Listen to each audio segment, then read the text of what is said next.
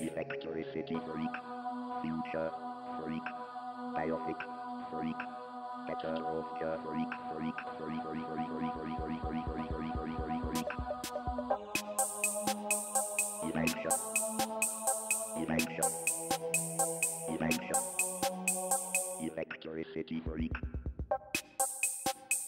election, election, election, electricity freak.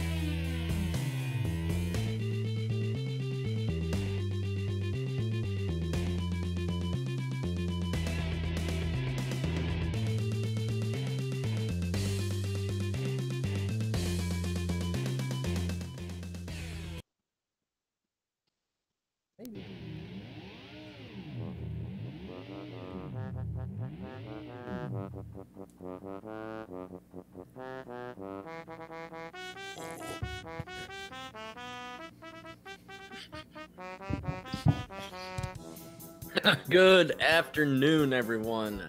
This is the podcast that drinks and knows things. I am your host this week, Thomas the Tank Ben. Benjamin. Benjamin, yeah, Thomas the Tank Benjamin. There we go. Our episode title this week is Baby, You're a Firework. Baby. Recording date is 11/18 of 18. We're talking, of course, about Season 5, Episode 9 of Game of Thrones. Title, The Dance of Dragons. Listen to the Drinks and Knows Things podcast on Radio Public. It's free, easy to use, and helps listeners like you find and support shows like ours when you listen to our show on Radio Public's Android or iOS app. Everyone benefits. So, as always, joining me this week is my co-host, our first time watching the wall, Abby, aka Gertie of House Condescension. How are you doing? I'm good. How are you doing? Pretty good. What are you drinking? I'm drinking bottom of the barrel or back of the freezer liquor and Kool-Aid. Desperation, guys. Is it the name of the drink? I'm having desperation today. Yes, I think so. I don't know. Nice. We got Luke of House Blackmaid. Cheers. Hello. What Howdy. you drinking? I have a natural light and a Glen cup. Nice. Glen jar. A Glen jar, if you will. Speaking of Glen of House Dog, hey buddy. What's up? How you doing? What you Good. drinking? I got a natty light in a glass that I got from my cousin's wedding. Nice. What was the date of the wedding? Ellie and Matt.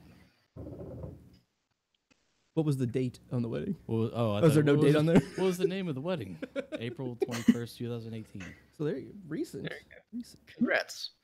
And joining us as our guest this week, we love to welcome her. She's been an awesome mod for us all season, for actually a couple seasons now, on our YouTube channel. Mackenzie L. Burns, aka Sasa of the House Burns. What are you drinking today? Well, thank you for having me, first of all. And just some Summersby apple cider, because the gluten-free life. Yummy. Nice. Nothing wrong with that. And I am drinking, I've gone back to my rotation of Shock Top. I found the citrus 12 packs again at Target stores. So I've stockpiled on them. Whoopee. Find one at a Target near you. Let's go to The the barn stove. bag of special magical things that just keep coming out. Just And a bunny. Oh yeah. Oh, you mean my bag Nice. of booze? I got Smurf. my lemon shandy. I have my different flavors. So It's a beer yeah. purse. Don't judge him. It's a beer purse, It's a exactly. beer. Yeah, you gotta have that. Your satchel. All right. Indiana Jones wore one. It's a satchel. And so did Arthur Morgan. The show and all our shows at thepodcast.com are produced with the love and support of our wonderful Imaginary Legion Patreons. Please learn more about our rewards tier at patreon.com/stayimaginary. So, friend of the show, Mackenzie, tell us, what are you up to? Well, as you know, on my channel, every Wednesday and hopefully soon every weekend, but barring no interruption with you guys, we're doing every episode of Game of Thrones. Next Wednesday is Season 2, Episode 2, The Nightlands, and it's a show that Ben kind of frequents on, so he kind of knows the format. We do happen to be spoiler-filled, so sorry, Abby, not until you're caught up, but we would love to have you on at one point. We do that. Also on Fridays, always on Cylon Johns, which is with Johnny B. Crazy, who's in the chat, John C. Baptiste, Clarissa Thompson, and Bobby Catalano, I believe, stopped by. They're in the chat, and Amy True. So we do first-time review of Battlestar Galactica. Sorry, it's a long set. And I'm also starting up Stranger Things, just relatively soon enough. And on Tuesday, I will be on with Johnny and a few other friends to discuss Sandor Clegane the Hound on his channel. So yes, we'll do that. Sounds like you're as busy and diverse as we are. Pretty much. Yeah. Yes. I'm sure your show is great. As soon as the warden releases me to watch it, I will. I can't wait. Soon, Yeah. April, right?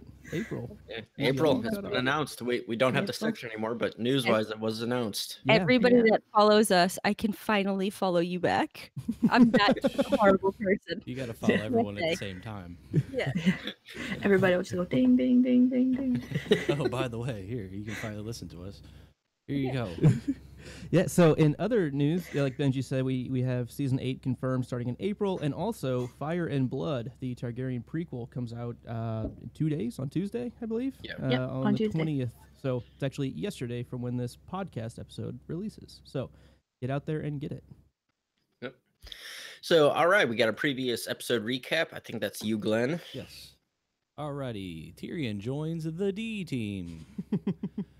Jorah goes back on the fritz. Cersei will not confess. Oysters, clams, and cockles. Theon did not kill the boys. Ramsay and Roose devise a battle plan. At Castle Black, Ollie wonders about Lord Snow's intentions. Lord Snow's intentions be at Hardhome. Yes, they were. All right, so as I said, we're talking about season 5, episode 9. Duration was 52 minutes. First aired on June 7th, 2015. Directed by David Nutter and written by David Benioff and D.B. Weiss. Abby, what's the episode to script? Stannis confronts a troubling decision. Jon returns to the wall. Mace visits the Iron Bank. Arya encounters someone from her past, and Dany reluctantly oversees a traditional celebration of athleticism. Unlike any other. Dun, dun, dun. All right, so we're moving on to our Quill and Tankard Pub trivia. Chat, you're allowed to answer. No looking at the chat panel. So, pretty simple one. What is the name of the male brothel keeper in Bravos?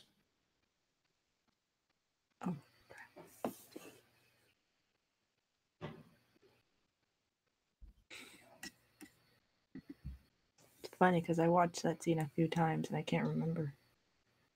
Oh, yeah? Why'd that one specifically? No, because it's like the parts that come after. Oh shit. Thumbs up when you're ready.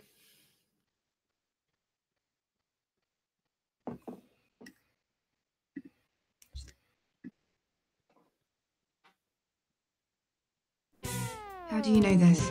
That's what I do. I drink and I know things. All right, on 3, 2, 1, hit enter.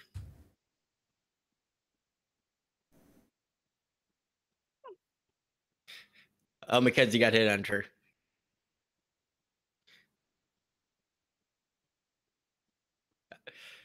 She's muted. She might not Yeah. have it. Oh, did you have an answer, Mackenzie? You're also muted.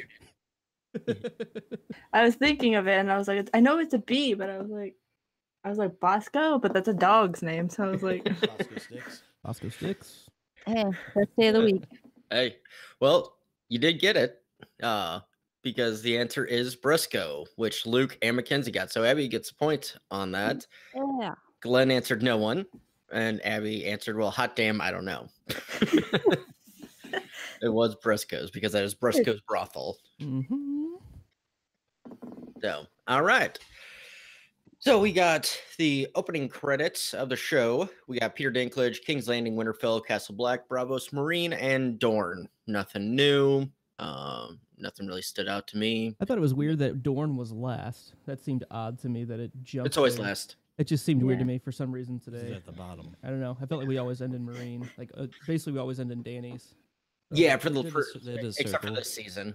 Yeah. mhm. Yeah, it just for You some gotta reason circle stood back out to as Dorne. odd to me. Yeah, I'm no, that's clearly fair. wrong, and that's okay. That's fair. All right. Yeah. It Oh, could also Mackenzie. probably be because it's like the last location that was added to the show. Mhm. Maybe that's why it used to always be last. Yeah, could be. I don't Yeah. remember. So we're gonna start off on King's Road. We got Melisandre, Boltonman, Davos, Stannis, and Selyse. Ramsay hits hard and leaves Stannis stuck in the snow. Davos can't get through to his king. We'll start with Mackenzie on this one. So 20 good men do a lot of damage.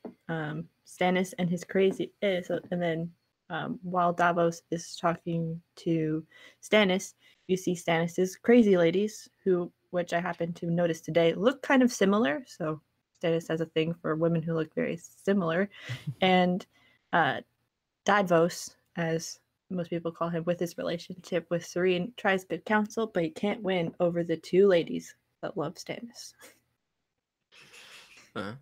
Glenn? Yeah, so if you actually pay attention, it was actually so cold there that Ramsay they actually did the guys a favor by starting fires. Yeah, it was keep chilly. You guys warm. It was chilly. Thanks, bud. And then there's the one scene with the burning horse. It just kind of reminded me of the four horses of the apocalypse. The one I think named War was a fiery one. Fire horse. So there's that. Fair. I really didn't have much on this scene. It was just Stannis being Stannis, not listening to Davos. So Luke? I thought the fires, I don't know if we have an overall shot. I think this is the best shot we got. Like, they were quite sporadically placed. And like there's like an aerial view and there's nobody running around to start these. So I don't know if they have like proximity triggers or like how they set these up, but they all went up quite quickly. I mean, it was oil pretty lanterns effective. balanced on wax candles. I guess the wax so. burns down, So oil lantern tips over. That's there you go. Okay, Ramsay is just super intelligent and no, well, we it's already knew bullshit. that. Ticking time bomb. It's bullshit. I thought it was just kind of silly. You thought it was a little too sporadic. And way too effective for what we learn of like how many like all of our food is destroyed. Like no, like that's not gonna happen. Is cooked. Yeah, and what all of your food is cooked. Yeah. The chestnuts have been roasted On an open fire. Exactly. Yeah, your food has not been ruined; it's just been blackened. There's a difference. Bacon Abby. black. Let me finish crunching my eyes. I don't really know what was discussed in here because, as I told Luke earlier, I'm running with no defense today. So, jumping in, my thought on this, I live tweeted my reaction to this episode, and I'm just going to read it here. Ramsay Bolton is the worst, but his guerrilla warfare tactics would make Francis Marin proud. It's an impressive strike to conduct against such a savvy Stannis. I had to, I guess, give it to him just because it's Stannis, and I've been led to believe he is the Manus. I don't really know if I believe that. He was quite well made to look like a bitch here. Yeah, it just very, guerrilla warfare. So I liked that. I don't like him, but okay. And I also thought it was kind of funny. I don't like Melisandre either, so I found it really funny that fire was used against her in an attack. It made me happy a little bit. So. Yeah, when she like walks out and sees it, and she's like, "Hey, that's my trick. That's my weapon of choice. Damn it!" Like, damn it. That's my thing. Yeah. All right. So, anything else on that one? Move on to the next scene on the King's Road. We have Stannis, Davos, and Shireen. The king orders his hand to get food and supplies from Castle Black. The hand is rebuked again and gives the princess a gift. Glenn. Yeah, like this whole conversation between Stannis and Davos, like they both make like good points. Stannis kind of says, that if you send like a little douche messenger boy, like Jon Snow like refuses him, what's next? He's just gonna go back with his tail between his legs. But if it's you, then maybe you can convince him, do a little politicking, And then Davos is like, well, I'm the hand of your king. The hand should be next to the king during times of warfare. Also with taking Shireen, but in the end, kind of the king has the upper hand. He's going to win out. Yeah, I mean, and Stannis is clearly like, I didn't name you for your military prowess, because even Davos kind of used that same line earlier. He's like, I'm not here for military, knowledge, and Stannis kind of throws it right back at him. He's like, yeah, I didn't, and I need you for your people skills. Can't you see how good you are with people? Yeah. The politicking. Yeah, exactly. But he makes a good point that he probably should be right next to him, or at least take Shireen with him. Well, but in that instance, my family stays with me. See, Stannis is such a good family man. He just No. wants them by his side. Fuck him. I'm done with him. I'm over it. Make sure they're taken care of, and his daughter means the world to him. I It's will the no longer she's the light of idly his sit life. by and let people tell me how he's the manest. I just can't do it. I've done it for 5 seasons or whenever he was introduced. Wait, I no longer can. One more scene, Ab. One more scene. Right? No, I'm just saying I know. that for the longest time, I'm like, I don't understand why we like him. And people constantly, I even got a retweet or tweet back. I don't really know what the fuck you call it, a Twitter bird back. And he was like, they butchered him in the show. I was like, this has been said to me so many times. And I can't wait to meet Book Stannis, but no longer. Can't sit idly by. I'll have to read the books quickly because it runs deep. Mackenzie, what are your thoughts on this scene? So it's the wall or war for Winterfell is where they're stuck with, I guess, in regards to Shireen. So what is the right choice for her? Believed in rapists / convicted rapists, or the potential of Bolton's raping her, raping the princess, pretty much is what happens in warfare. So that's what Davos is kind of worried about. And Davos says goodbye to the Grammar family because, Stannis is a grammar Nazi. Yeah. And Shireen's a little bit of a grammar Nazi too. So it's like, yeah, she's a pronunciation Nazi. Knigget. But why is there a G in night? Check out the History of English Language podcast by Kevin Stroud. It's really good. Have you got any other thoughts on the scene? I thought it was really sweet how Davos goes in to give her his present and or her present, and he makes the comment something about for teaching me how to be a grown-up. And Davos is the man. I really do like him, so he's the man. Fair enough. All right, so the second to last scene of the episode, we're getting to it really quick here. Thank God. We got Shireen, Stannis, Selyse, and Mel. Shireen wants to do whatever she can to help her father, and she does. So I'm going to start this one. I like that they actually gave Selyse some compassion. When I first watched this scene, it's not really how I imagined playing it out. I kind of thought that would be the Stannis role. He would finally bend in something, the iron finally bends, and it was, because of his daughter being lit on fire. But fair warning for any phobias of being caught on fire. We are talking about someone being set on fire. So yes, fair warning. I did try to make it sure. There's only one shot though. I tried to keep the pictures fairly tame. Yeah, fair, because those are.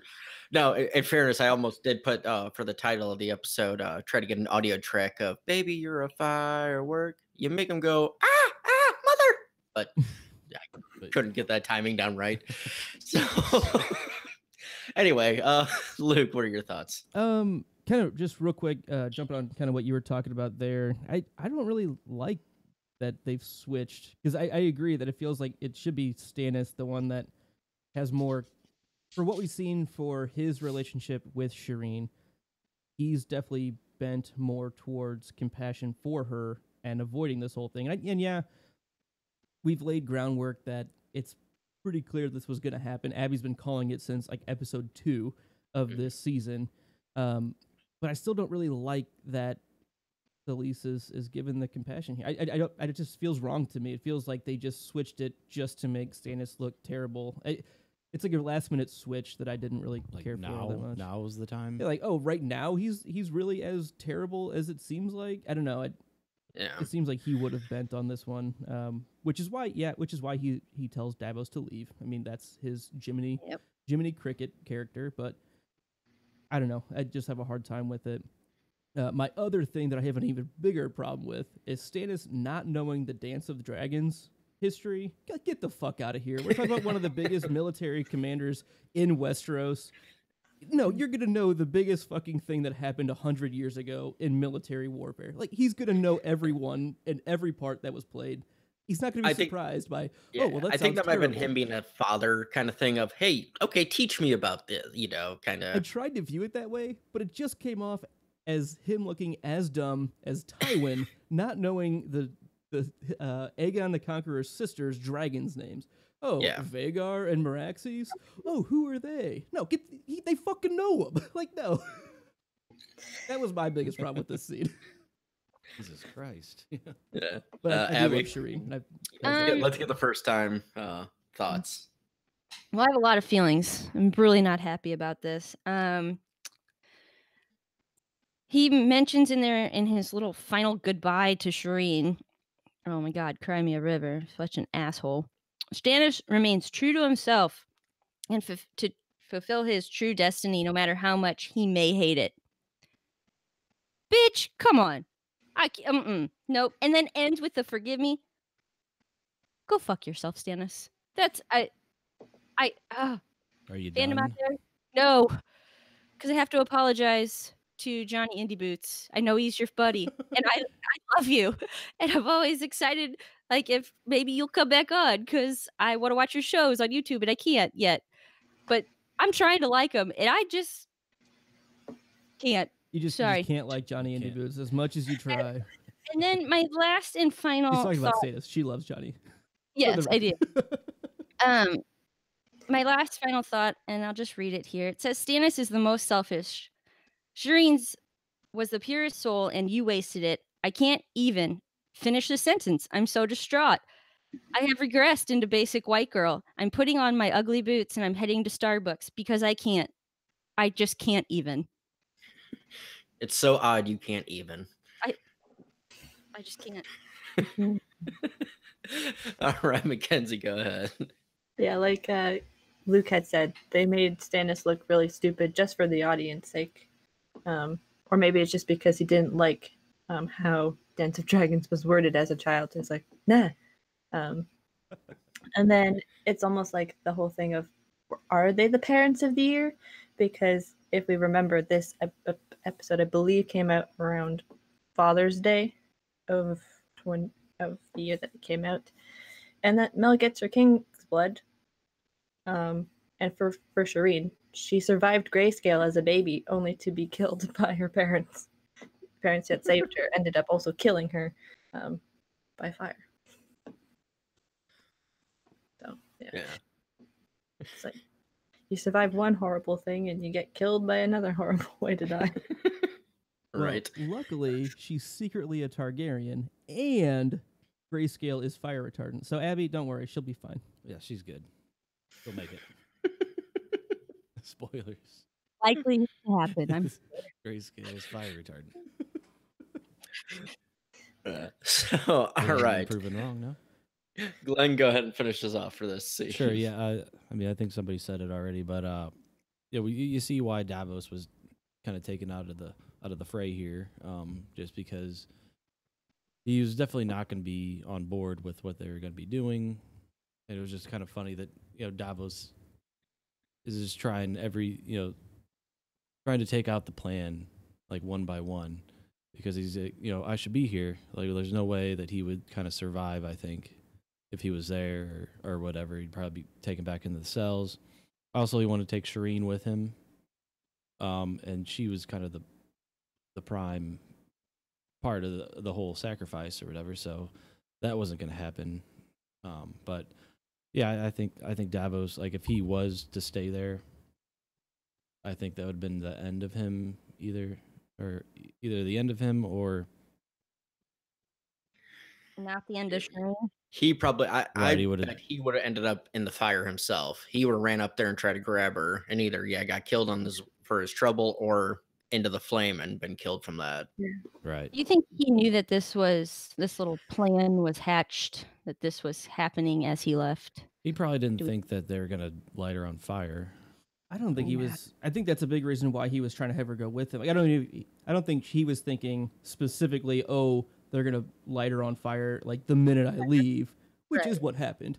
But he definitely did not. He grazed the horizon. Good, light her up. He's clear he's that gone, hill. he's gone. He's gone. All right, do your thing. But I think he had a pretty strong indication that something was up amiss, and yeah, they're trying to get him out of there. Definitely didn't something a little bit fishy was going on. Yeah, hasn't trusted Melisandre in a while. So yeah, that's. And honestly, I think because he knows they're going to war, and he wants to make sure Shireen is safe too. And that's the other thing too is Stannis is like, we're dying here, we're freezing to death. There's 2 inches of snow on the fucking ground. Well, I'm sorry. Every bit of food that they had was just burned by 20 men. But they used the horses to cut their tents. I mean, you got horses. You got it's still one of those. Yeah. At least make it look like there was a complete dire need. You know. Whatever. It's like 48 degrees outside, and I'm in UGG boots going to Starbucks to keep warm. But it's freezing here. Can't take it. So it's 48 degrees here, and it feels great. They burnt a handful of tents, so now everyone doesn't get their own tent. Now they have to bunk up with some of the other guys. That's just a benefit, right? Body warmth. I don't see the issue. You can see the positives in that. Yeah. Well, we do have a guest from beyond the wall that could probably speak a little more to that.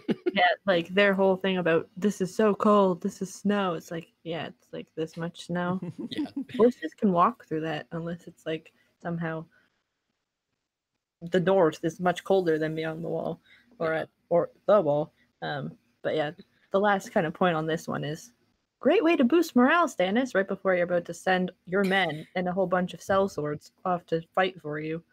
Like, great way to boost morale. Burn your daughter and see who will stay. Nobody, right? Not even your own children.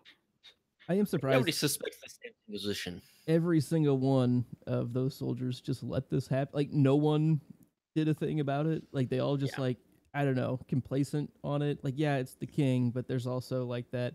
If there's something clearly I don't know, against your own morals, against your own just watched. Values, yeah, like someone's gonna say something. How about we have a big fundraiser? I don't know. All right. Anybody else get anything for the King's Road? Nothing. All right. We're gonna move on a little bit north to the wall. We got John. Actually, cheers. Hashtag Shireen. Cheers, for Shireen. Cheers. You light up the night. Cheers for fears. All right. So at the wall, we got John, Ed, Tormund, 1-1, Thorn, Sam, Ollie, Night's Watchman, and Free Folk. John returns with his peeps. Thorn lets him in the wall, and dirty looks are shared all around. Luke. Man, just shade. Shade is thrown left and right in once they actually get inside. Even before they get inside, it's just like, I don't know, like just dirty looks everywhere. I completely agree with what you put in your description there. Literally every single person from the Night's Watch that isn't a named character that we don't hate is like, this is the worst idea I've ever heard in my life. What the fuck? So there's like 3 people that are okay with John right now. Thorn he's just gonna say fuck it. Nope. Like there was that bit of hesitation there. Oh, I didn't know if it was opening. That's my only thought on it. This whole scene is, are they gonna open it? Oh my god, open the gate. Oh my god. Oh, okay, thank God they opened the gate. That was it. Even when they do, it's kind of like they could just butcher them right when they go in. Right. Yeah. I kind of thought they weren't gonna open the gate, but I guess it's Thorn's idea of let's let this all play out and make sure John is like a complete jackass when it doesn't pan out. I think that's his game plan with the whole thing. But I was just kind of surprised that they're like open the gate. Mm-hmm. Yeah, Mackenzie. Yeah, it's just like old beady eyes, cranky pants. Once it almost makes you think: is he gonna make them like climb the wall, or like just gonna shun them from Castle Black? And then John in his signature expression once they like enter the gates. But you can see that Sam always believes the best in John, no matter what. Even if John's like, "This was a bad situation. I failed." He's like, "No, you did good. You saved all him and her and him and that child over there." Like, it's like you did some good, even if you messed up a little bit. Glenn. Yeah. So like, I think we were just talking about the wildlings pass through. John feels the eyes that are like daggers at him or whatever. But it's funny when like one like pops in, and then kind of all the eyes that were previously giving daggers are just kind of like, holy shit. No, I like that one Something look. else. He comes strolling through, Yeah. and everybody's like, "Oh fuck!" And one's like, "Yeah." He's basically like a pig among skinny pigs out there. And that's exactly how I felt about it, Glenn. That's the same analogy I thought of. Same So simile. I like the line from Thorn of, "You have a good heart. It's gonna get us all killed." That's all he says to him, and that's all John. That's all John needs him to say, is because he might not be wrong. It's at least in his eyes, in most of the Night's Watchman's eyes, is, we get it. We understand why you're trying to do this. It's still fucking stupid. It's gonna get us killed. We cannot trust these people. And so, I mean, I'm not saying I agree with him, but it's understandable why he has that mentality that he does. Yeah, So- I mean, it definitely makes sense why he's so frustrated. But this is a big part of, and this is a big part of what his like anti-John campaign was when he was Yeah. being elected. He was like, he might be a wildling. Guess what? John's like first 100 days in office. We're bringing as many wildlings in as we can. And I'm gonna go myself. You might not like him, but you gotta respect. He did what he said he was going to do. Oh, he's upheld exactly what he promised in a Yep. certain way. Mhm. All right. So anyway, Abby, got anything else on the wall? Nope, I'm glad they're through though. All right. Tormund's still kicking. Yeah. All right, so we're gonna go way down south, as far as south goes, down to Dorne, where we got Jaime, Doran, Tristan, Marcella, Illyria, Bronn, Ario, and the Snakes. Jaime breaks bread with the Dornish and his niece. Bronn is set free with a condition. Who did I start with? Abby, this is yours to start. So I thought that it's very interesting that Jamie's, he's making these deals, doing good. He's gonna secure Marcella's return back to King's Landing. And fear not, Westeros. Your problems have been solved.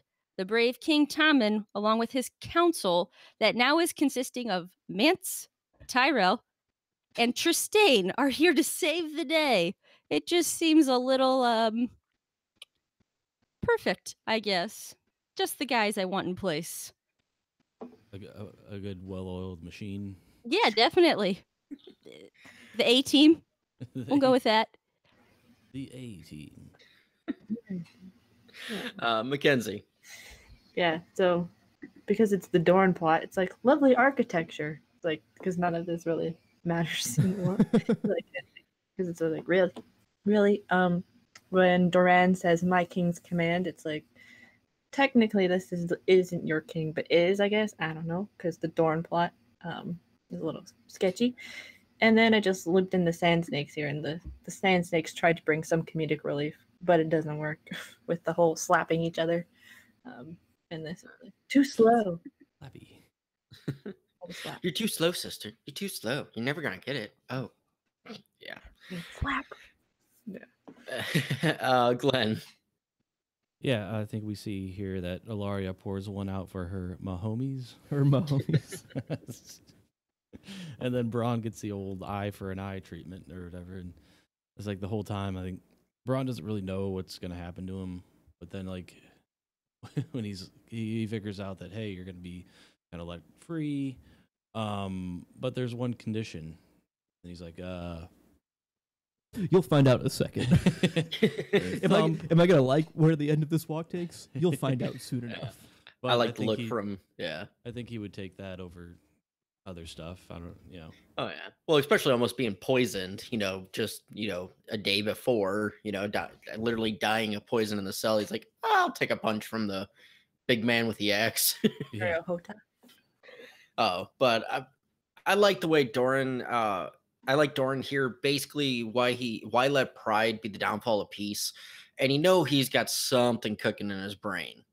He's you always try to compromise, try to make peace, but there's got to be something. He's got something working that'll come to fruition, but I do like how, Tristane too was like, oh, it was just a flea bite, but your man. And Jamie's like, I thought you said it was a flea bite.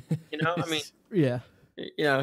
Your kid here just said he's fine, but it was basically a scene for a little plot movement, but comedic relief in this heavy, episode, I think. So, Luke?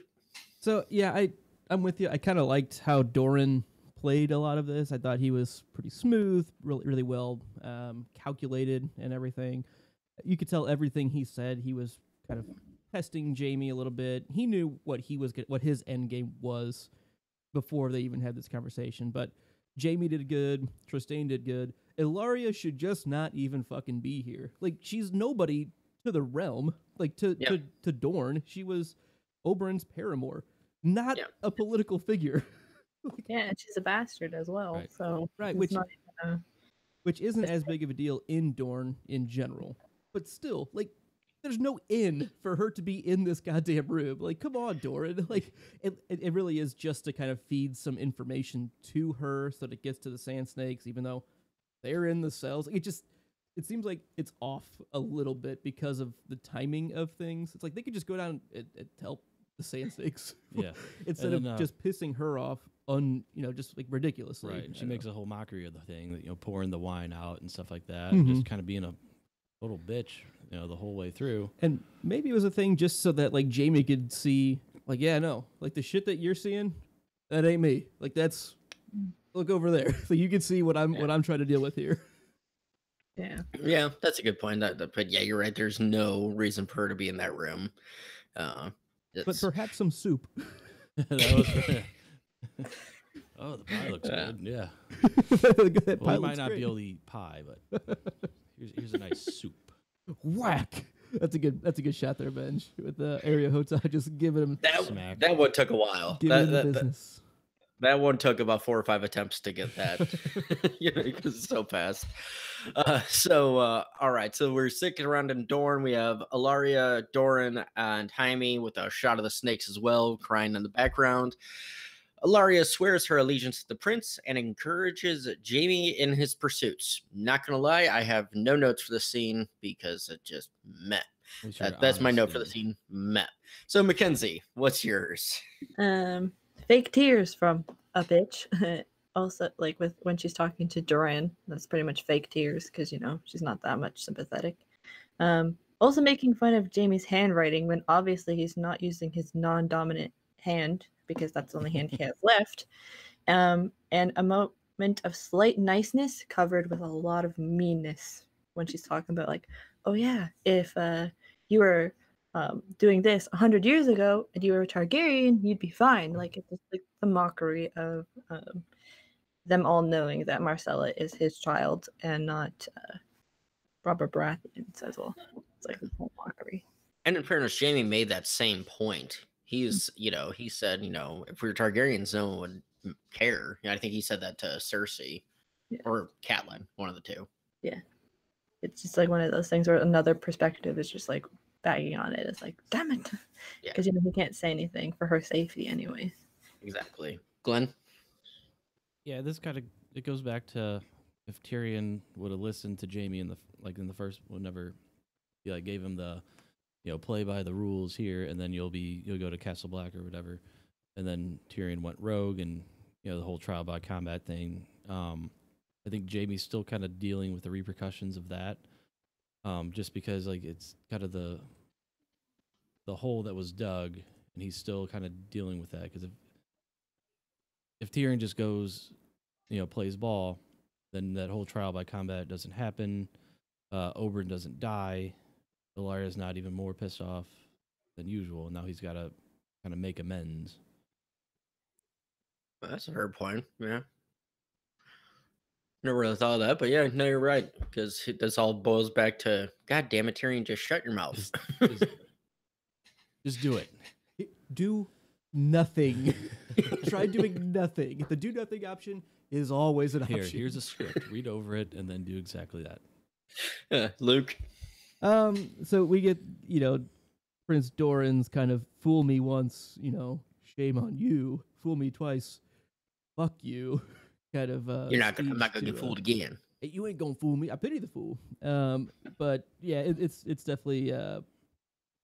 I see where he's coming from, but I think I'm with Mackenzie that I still don't trust a goddamn thing Ilaria is saying here, or the tears. It's just kind of like, no, you were just as aggressive as it gets in the last room. Like, why would you be so emotionally frazzled right here? It's just like there was nothing causing the emotional roller coaster that we're seeing. Like, she hasn't been reprimanded, really. Like, what the fuck?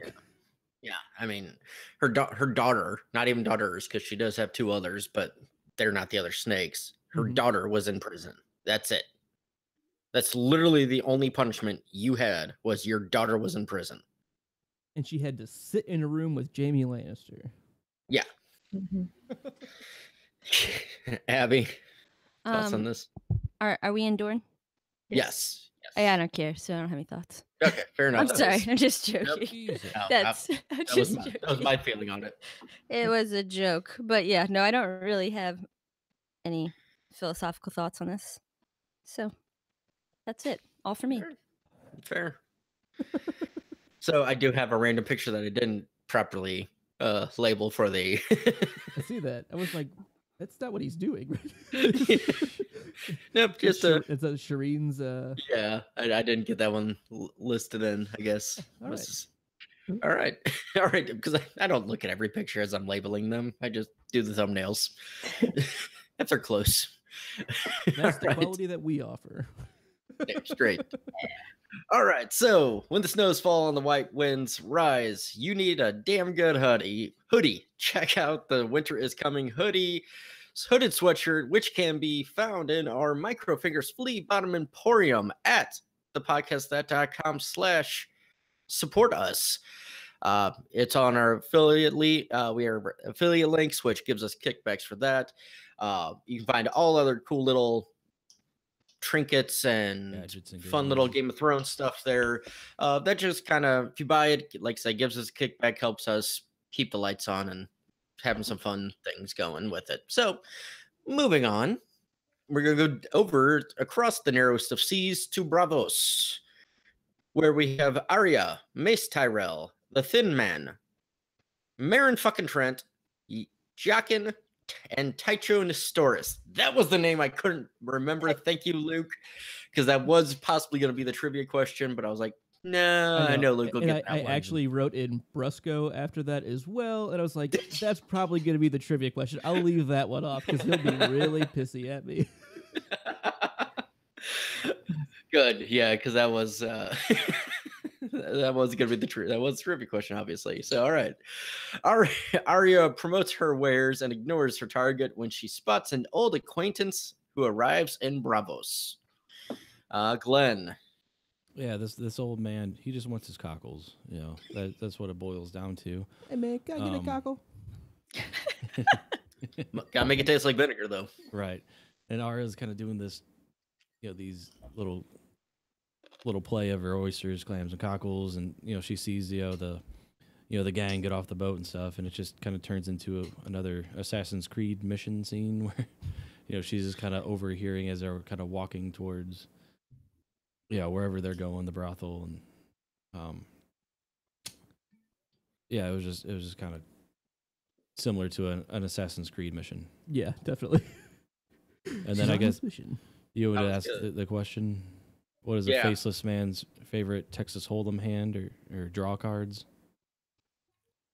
Go for it. Jack Queen Hagar. Or it could be Jack King. I don't know. King. We didn't really decide. It was a kind of a coin flip between the two. I like the Jack Queen. Jack Queen. Jack Queen. Because it's closer. All right, that's the new nickname. Jack Queen. That's gonna be typed in. Jack Queen. Hagar. Jack Queen Hagar. All right. So my only note on this is too old. God. Okay. Going back a couple episodes about scenes that are unnecessary. This one is unnecessary. We already hate Marin fucking Trent. He's already a piece of shit. We know this. it's just an added scene to make you want him to die even more. And it's just like it's just so creepy and just I don't know. He's the I worst. also the worst. Yes, there was a lot of people today that were the worst. They kept changing as the episode went on. But Benj, I'll agree with you. Like, this scene is so extra creepy, and I know you guys always call him Marin fucking Trent, but I will say I've never hated him more than I do now. And when I saw him, I was like, "Ooh, he's on the list. He's on the list. He's on the list. Like, when are you gonna die?" And then this happens, and Arya's standing there, and I'm like, "Kill him!" Like, so.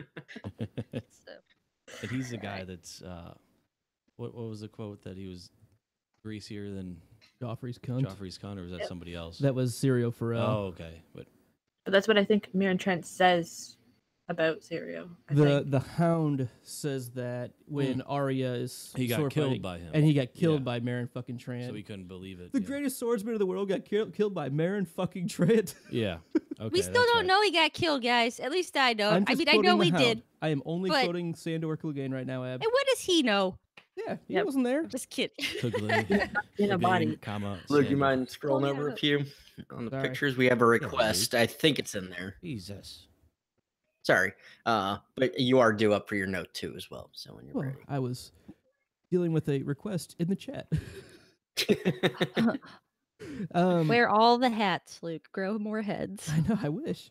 So I thought it was kind of neat where, and it's a little subtle, but I take it as the brothel matron here, who works for Brusco, and she's showing off all these ghouls, and, you know, too old. And then we have Arya kind of sneaking in with her oysters, clams, and cockles.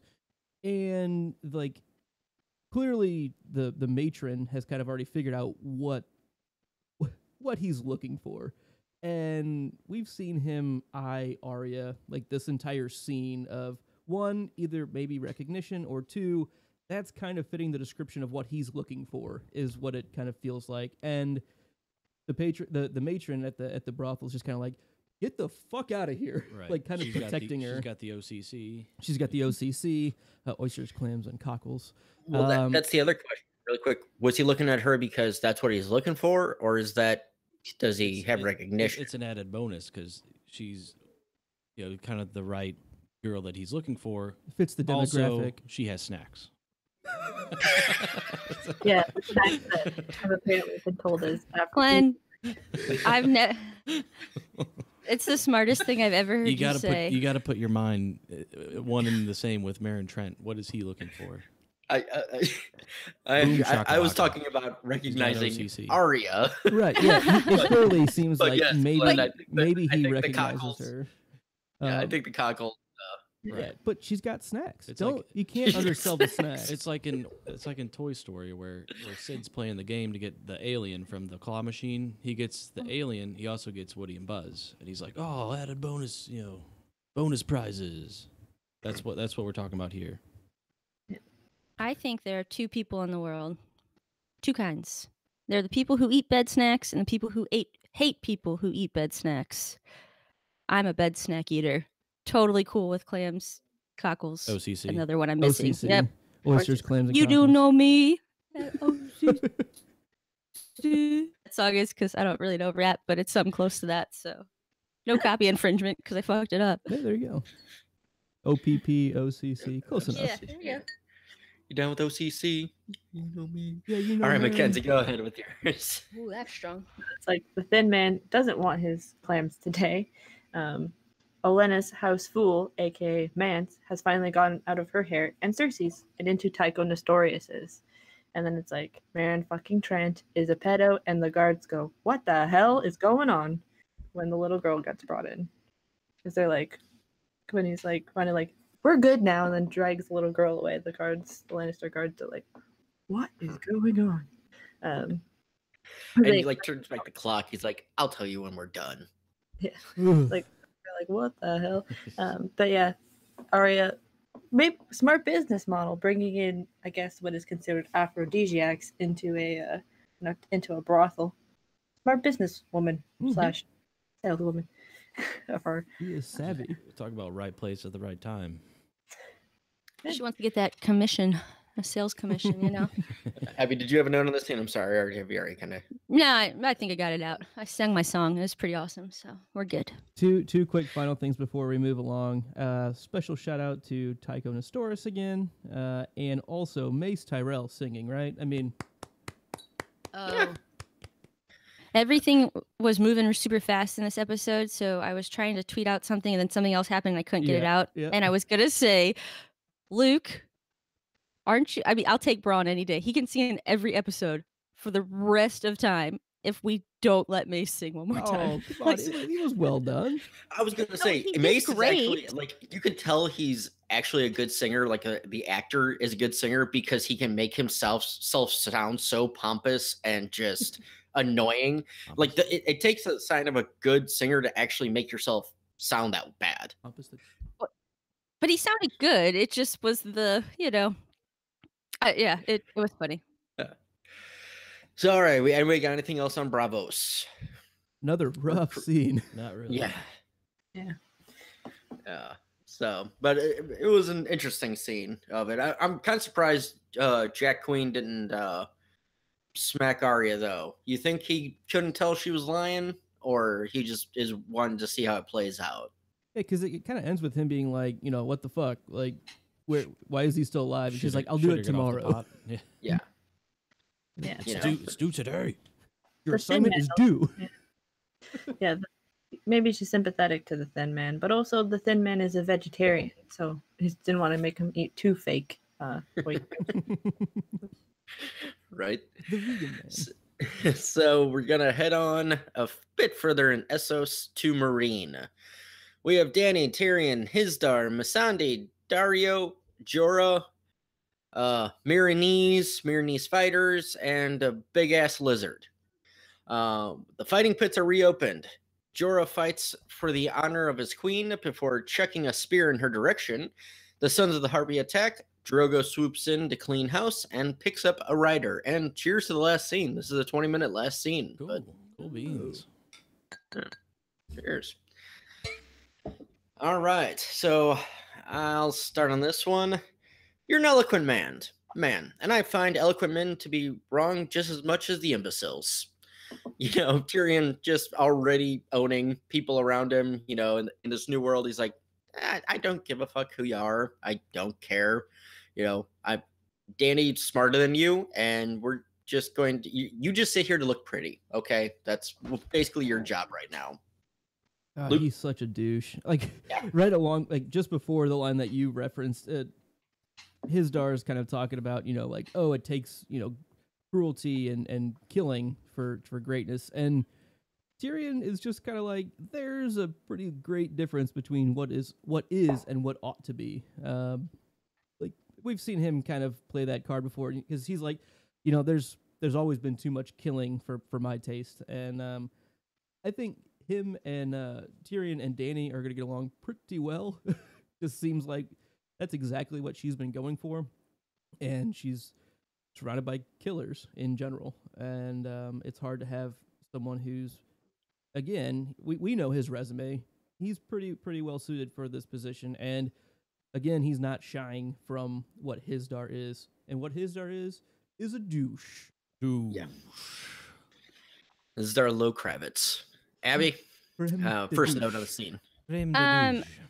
So this scene, sequentially, I think is the word I'm looking for, happens right after the Shireen scene. Yes.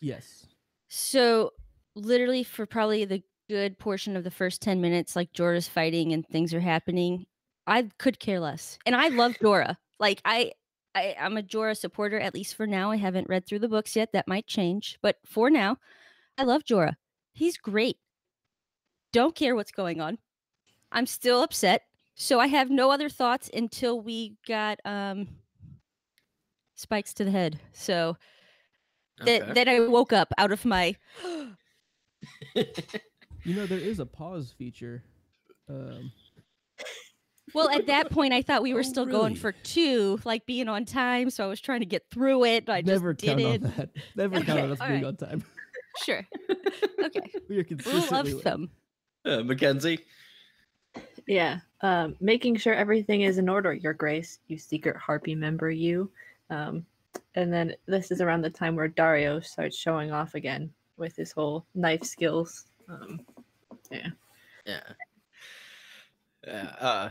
As well as in the scene where he's talking to his Dars, like, my father would have liked you, when he's talking all about how death is sometimes necessary.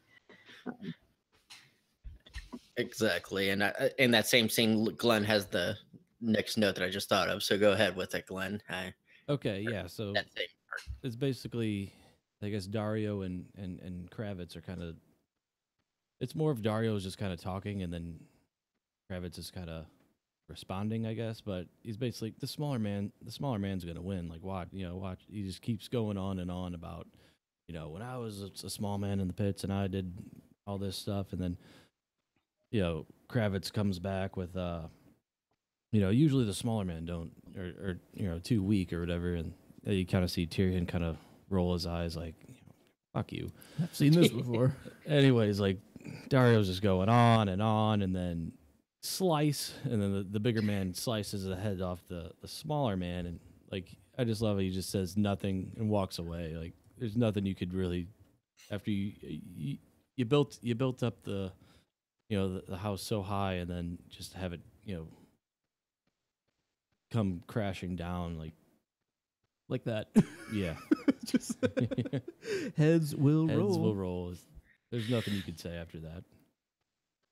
Yeah, no, agreed. And the thing is, with I was thinking with the scene of how Tyrion, kind of gave Kravitz a side-eyed look, like the smaller man or the bigger man usually wins, and Tyrion looks at him and everything, but he's like, you just 3 months ago, 6 months ago, saw the mountain pop fucking Oberyn's head like a pumpkin, so he's not wrong. I mean, Oberyn still technically ended up, getting him too, but in your one experience of seeing a bigger man like that and a smaller man, bigger man won. So again, not entirely wrong. But he didn't win though. I mean, he did. I get that technically he won, which but is kind of correct. But Oberyn had him beat, and his I don't really know, pride is what he beat himself. Oberyn lost to himself. Oberyn beat him and lost because he sucks. He couldn't let it go. Yeah. So, hey, no, the bigger fair. they are, the harder they fall, I says think the 5 foot tall it was girl. more of when Kravitz said that, smaller, it was almost like a diss on small people, and I think that's what Tyrion Yeah, and it you're was. shitting on the small folk. To be fair, in the words of the great Wandy Newman, small people are no people. Have no reason to wear. Left foot, white foot. Left foot, white foot. I don't like this. This isn't funny. I take offense. All right. So next part of the scene, we got Jorah enters the party and goes ham. Actually, doesn't really go ham. He almost bites it a couple times. Just gets lucky with on a few instances, and ends up winning the melee. Mm-hmm. Glenn, you got something on this one? Yeah. So we see here that Jorah he does like a somersault. I think we can call it a submarine move to kill the last guy. And then I don't know. You want me to just go all in and just say my next note, or? Yeah, if you like, that's fine. Yeah, because we can finish it off. I really think that Jorah is the real hero here, because he had to fight in the pits. Kind of do that whole battle royale. He had to fight then, and then afterwards is when the Harpy come in and kind of do their thing, and then he had to continue to fight during that, the Great Harpy Massacre, and the whole time it just doesn't seem like he's winded or anything. He's a bear. You don't get tired. Bears hibernate. Yeah, he's done hibernating. It's active season. He's in bear country. Haven't you ever done jump rope for heart, 1 minute straight jumping as fast as you can? You're winded. This dude just did that for 20 minutes of the scene we actually see. Not a single deep breath taken. Took. Fool of a took. Fool of a took. Not a single deep breath to have been had. So I'll go with mine. I I got one more note after this, but I'll save it for later. I like that Kravitz is taken out, as Glenn alluded to. This is when the harpies start to attack, and Jorah chucks his spear towards the queen there. But the battle commences and goes on, and they take out, Hisdar, which shows, okay, he wasn't the head of this thing, of this conglomerate of evil, which for book readers, that's still been a question, and so at least show-wise, they're like, hey, you know what? Nope, he wasn't a part of this. He wasn't one of us, we took him out. So it's like, okay. And the thing is, he really wasn't a douche. He was, like, I'm basically a douche. This time through, I'm trying to watch it. He was a douche. He was a douche, but he wasn't an asshole. There's a difference. He was fair enough. fair. Oh yeah. But he wasn't an asshole. He was actually kind, and he just wanted to do what was best, what he thought was best for his people. For the masters or whatever and all that. But he doesn't know any better. So he was just trying to do what he thought could work, could be good. So I give the guy a little bit more credit this time through than in previous watch throughs. But yeah, again, I'm glad that he got taken out the way he did, because no questions asked. It's done. It's over. No loose strings, no loose threads to have to worry about. So, Luke, what are your thoughts on the battle, on the Jorah, on the on all of the it? Start of the battle. I have thoughts on all of it. So yeah, I mean, I think Glenn said it pretty well, that Jorah did a pretty good job in the fighting pits. He got a little help from guy who stabs other guy in the back. Yeah. But at the same time, he did his fair share. He got 2 kills on his own, and at least that. And I think there were either 6 or 7, and I noticed because I was trying to count them, that I don't think the number of kills aligned with the number of guys out they there. probably got killed off screen by some. Like one just disappeared, Joe Schmo, which was odd. Talking during the Jorah battle. Yeah, during like the initial fight, the melee. Yeah, exactly. Yeah, there were 6 that entered. Jorah got 2 kills. That was gonna be the trivia question. Jorah only got 2 kills. Yeah, the other 4 were, or other 3 were. Like there was just like a scene like in the background. There was like an extra guy, 2 guys fighting still when there had already been 4 kills. It was like this. The numbers just didn't line up with the timing, but I'm really not that worried about it. But Hisdar down, good. I'm tired of him. I'd never liked Hisdar. He's a douche, and I never trust him. I don't like him. And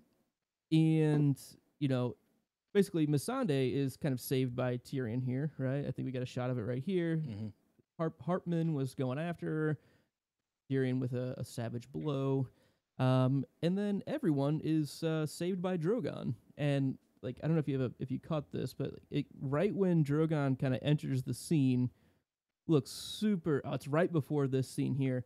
Like erupts into the scene through a big fireball, and I thought it looked really, really cool. It was really, really quick, so I'm not surprised it would be difficult. That was very hard to get. Yeah, that was a hard one. I thought it looked great, and it's just I really like that they kind of play up the Dany Drogon connection. She kind of closes her eyes. It almost seems like she's like wishing that there was like the extra help, and then Drogon screeches and kind of flies in. Drogon. So, say it 3 times, and Beetlejuice Drogon will show up. Yeah. Abby, what are your thoughts on this scene once Jorah chucks the spear? So this is really where I kind of like perked up, because I knew Jorah before was in like dire straits, and I really wanted him to survive because I was not doing the walk of life. Yeah, I mean, I didn't want to miss like his last moments because I like him a lot. So he throws a spear, and I'm like, okay, I gotta tweet out this Stannis hate and get on board with what's going on here. And these people just keep coming. Like when they get down there, I think they like run back into the pit somewhere, and then they run back out, and that other gate opens, and the people just like fly out like roaches. Like it's very, very scary. Lots of people. My last thought on this was I wondered if Dany takes like a breath, maybe even closes her eyes. Actually, I have 2 thoughts on this. We'll go with this one first, though. She closes her eyes and kind of, I couldn't tell if she's like summoning Drogon or if it was her submitting to like her fate. Like there is no way of getting out of this, come what may. I wasn't really sure how to take it. I mean, we are in a land where people turn into wolves or can transform into animals. I don't think she's transforming into a dragon per se, but I didn't know if she's like, "Hey, Drogon, get over here," or he can Princess. emotionally like read her feelings. I don't really know. So Just Abby, a thought. I don't think it's spoiling anything. I personally think there is a kind of telepathic connection between her and Drogon, similar to what we see with the direwolves and the Stark children. Nothing completely proven, but it does seem like there is some kind of connection there, and I read it as she's kind of subconsciously summoning him without really like actively. Man, here comes Drogon. Like no, she doesn't realize it either herself. Like it's not, Akio Drogon and he Accio flies dragons. over. Yeah, exactly. So Here that there didn't be happen. dragons. But in my head, how I kind of decided I was going to think about it is you hear about people who, their loved ones are miles and miles away, but all of a sudden they just have that feeling like in their stomachs, like something's wrong. Or that's See, kind of the feeling I got with it was like he just knew, like she was in such emotional distress that feeling just happened or whatever. I don't. fair. See, I've always put it in my head that he's kind of like the Dementor. He's got a huge gathering of food, and he's just like, "Hey, come on, what?" It just happens. He gets the sound. People start screaming and shouting, "Ah!" And it's like, "Hey, there's a lot of food over there." Oh, hey, mom. But I think you guys are probably closer to the truth or closer to right on that. Yeah, well, especially what follows later in that sort of scene. Yeah, go ahead with your notes, McKenzie. You're up. Yeah. So Jorah Bear is back, and it makes Danny emotional because now this is the third time that he's come back, without her asking him to come back, I believe.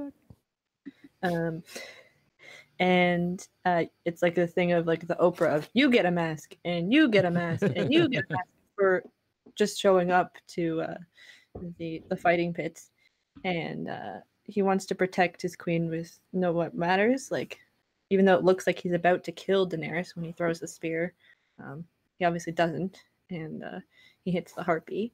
But then like we're talking about, Danny calls the 1-800 Drogon hotline to come and save her. And like once he's down and he's getting hit with a whole bunch of spears, that it's like a teenager when they pluck their first chin hair for the first time. It's like, ow! And then it's like when they're hitting puberty, because he is like a preteen almost in terms of dragons. And yeah, and there's that whole thing of we can kind of get into this. It's like that Danny's the first dragon rider in about 150 years. Yeah. So my last note to this scene is about the dragon riding itself. The CGI in this entire scene, I think this whole scene took like 15 days to shoot or something like that. They said amazingly done. Drogon burning everybody, fantastic, except for Danny on the back of Drogon. It looks like Elliot from Never Ending Story. Atreyu, yeah, whatever the hell his name is, on the back of the It's like, I get it. It's green screen. It's tough to do, but come on. You can try to make it look a little, bring it back out or something. I don't know. It just looks so, like right there. That is an awesome shot. That's so beautiful. So great.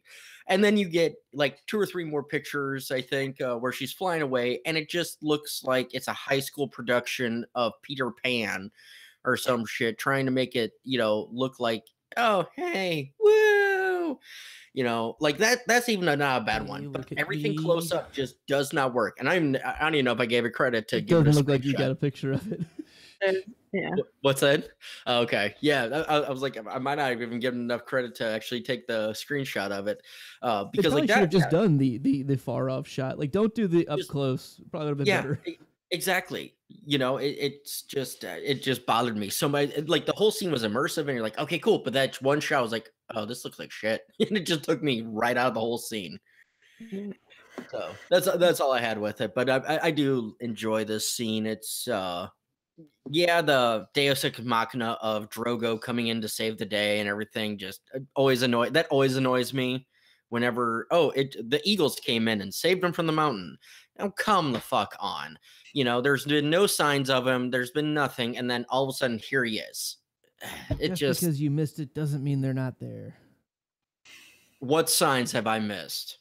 Well, the whole telepathic connection that we were talking about. That clearly she's in danger, and clearly Drogon feels that. He was over fucking Valeria. Clearly, he was not that far off, and we've seen him fly over Marine pretty recently in other episodes. So he's checking in back here and there. All right, fire. He wants to know how his mommy is. Saved by the bell. This doesn't feel like Poseidon showing up the last fucking minute, being like, you know what, I like you. I'm gonna save your ass right now. That's a little different from Greek dramas at times, but I really like Drogon coming in here, personally, because it does open up questions that I know Abby kind of already brought up of, is this the same type of warging that we've seen? And I personally think it is. And that's fair. And like, if the same thing we saw with Bran a couple seasons ago, where it was like, oh, thank God the wolf showed up at the last second, or like with Ghost, thank God Ghost showed up right here to save us when we were in this fight with Jon Snow, like to save his ass. This is a grander scale, yeah, so it feels a little bit different, but I think it fits exactly with what they're trying to do with it, and I think it fits the source material really well too. But it does. Yeah. Go ahead. Oh, it's good. You're right about the source material. This is how it was written, for the most part. So I give it. I don't put this on the show. This is just one of those times where, writing wise, I don't. I'm just. Yeah. That's fine. It seems like a cop out. That's fine. I mean, but I do think, like, it's funny when this scene that you have here where Drogon, like, Dany walks right up and Drogon, like, opens his mouth and then, like, she kind of almost pets him. It's like, oh, hi, Mom. Yeah. It's a hi, Mom. Hi. Yeah, it's like when your dog is angry at you and then it realizes it's you. It's like, sorry. I do like how she wrote out, kind of left everyone else. Yeah. You guys fuck off, fine. I'm done. And then everyone kind of looks on. Apparently everyone else died because there's no threat anymore. Well, they couldn't all get on. It's not like a dragon that multiple people could ride on. Like a bus. The 125-pound girl is it. Abby, they didn't bring their dragon passes to get, validated. So sorry. No coin, no You're ride. to get off at You the can next ride stop. for free. Everyone else has to. If I let one of you on, everyone's gonna want to ride next time. Come on, Ab. True. You're right. I'm sorry. That was a silly, silly comment. I'll forgive ass you meter this time. grass. Pay or get Redacted. off. Message redacted. All right. So, anybody got anything else on the fighting pits? Dany riding, anything like that?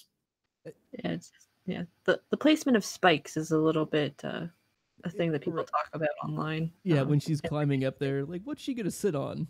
Let's just leave it at that. Sorry, I've been kind of in and out of this conversation. Did anybody touch on Tyrion with his kill for Missandei? I think so. Touched on it, but go for it. Yeah, go for it. No, I just thought it was like, all right, if we're not in already, let's save the Khaleesi's BFF. All right, Tyrion, in. Like, bonus points. How do you get in with her?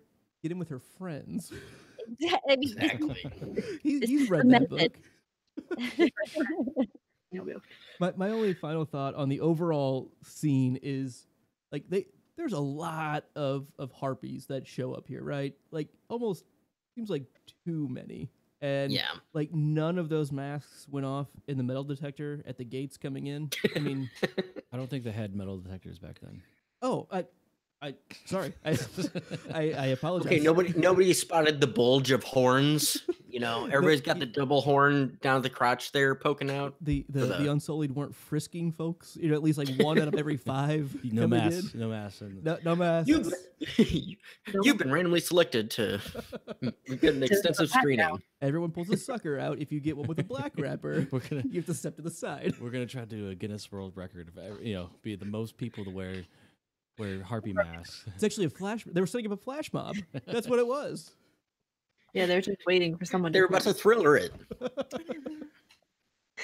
Their cue was a spear. That was the okay, now and go. You know, like now I'm not gonna lie. The first time I watched this, for the first second of Jorah throwing the spear at it, I'm thinking, oh, okay, he's finally sick of her shit. He's like, she's thrown me out 3 fucking times now. Fuck this. Bitch is crazy, and that's why he wanted to go fight for her and all that. And then spear hits, like, okay, cool, that's fine. I thought it was going for the Lenny Kravitz guy. Yeah. That's what I thought. Like, you will not take him as a husband. I say no. That's my girl. I did not sign off on this. You did not have to- It's like I already have to share with 2 other people, so let me see if I can eliminate one. And it There is can done. be only one. Do you like that meme that they have to where it's like fuck, marry, kill, and like the fuck is Dario, the marry is his dar, and the kill is Jorah or Danny. You ever see that one? I have not seen that one. I haven't, but I can picture it. Yeah, That's pretty funny. that's good. Fitting. All right, so that ends our episode recap. We're gonna get into our title accuracy. The title of this episode was "The Dance of Dragons."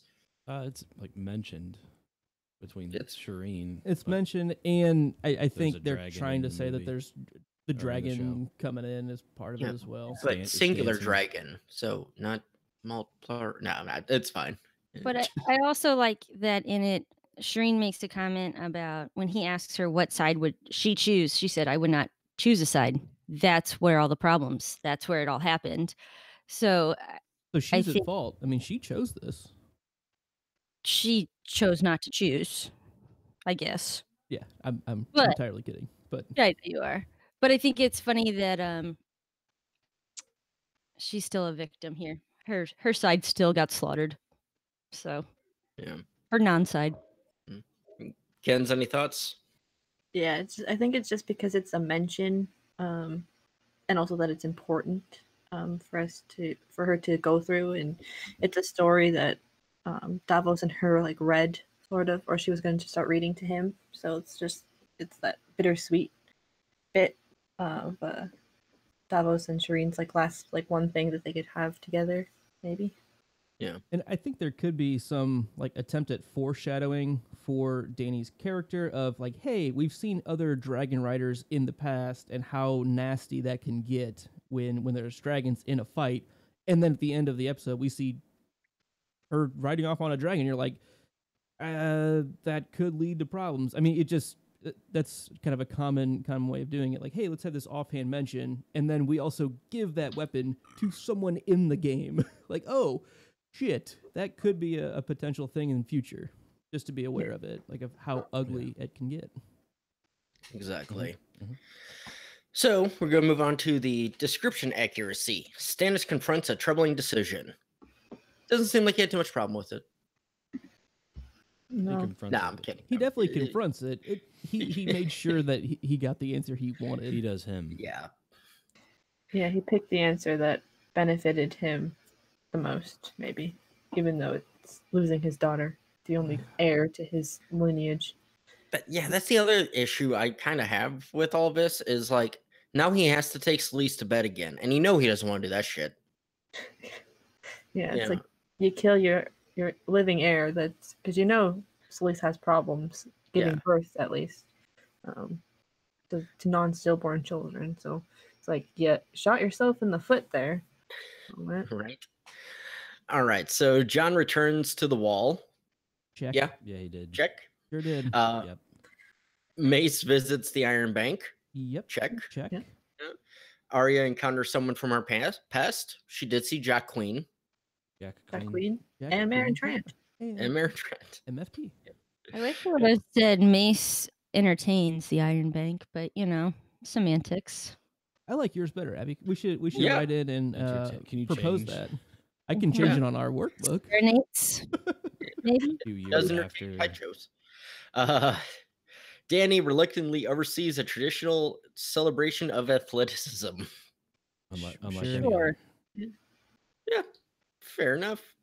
Dragon riding for the win. All right, so we got our least favorite things. Abby, yours. Everything to do with Shireen and specifically Stannis saying, "Forgive me." Oh, kill yourself. Fair enough. Glenn? Yeah, the Shireen stuff. All right. Mackenzie?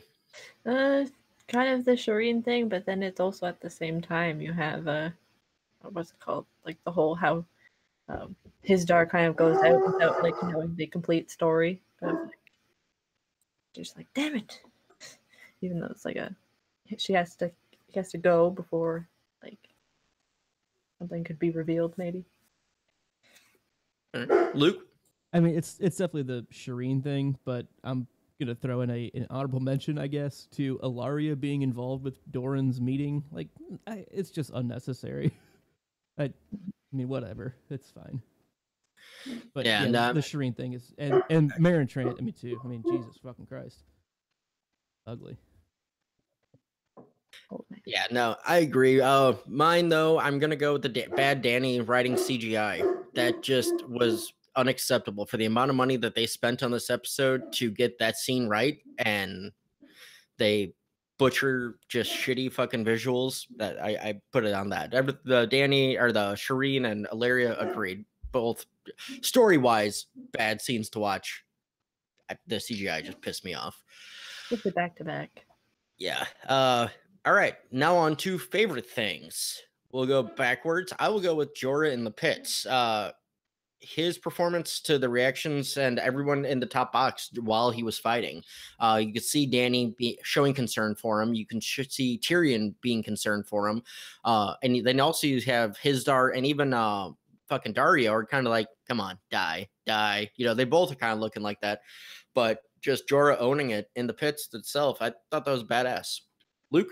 I have a hard time picking. I thought there were a lot of pretty good scenes here. Shout out to Davos trying to stay there, knowing that something was amiss, and like his efforts there. But I think I'm gonna go with the overall gladiator scene. I thought it was pretty well done, and the dragon came in, looked really great until just that close up of her riding. But I thought the whole ending fight scene was pretty darn good. Mackenzie? Kind of like the dragon scene with Danny and Drogon. It's like we now know a new Valyrian word, which is Vlad, which means fly, I guess.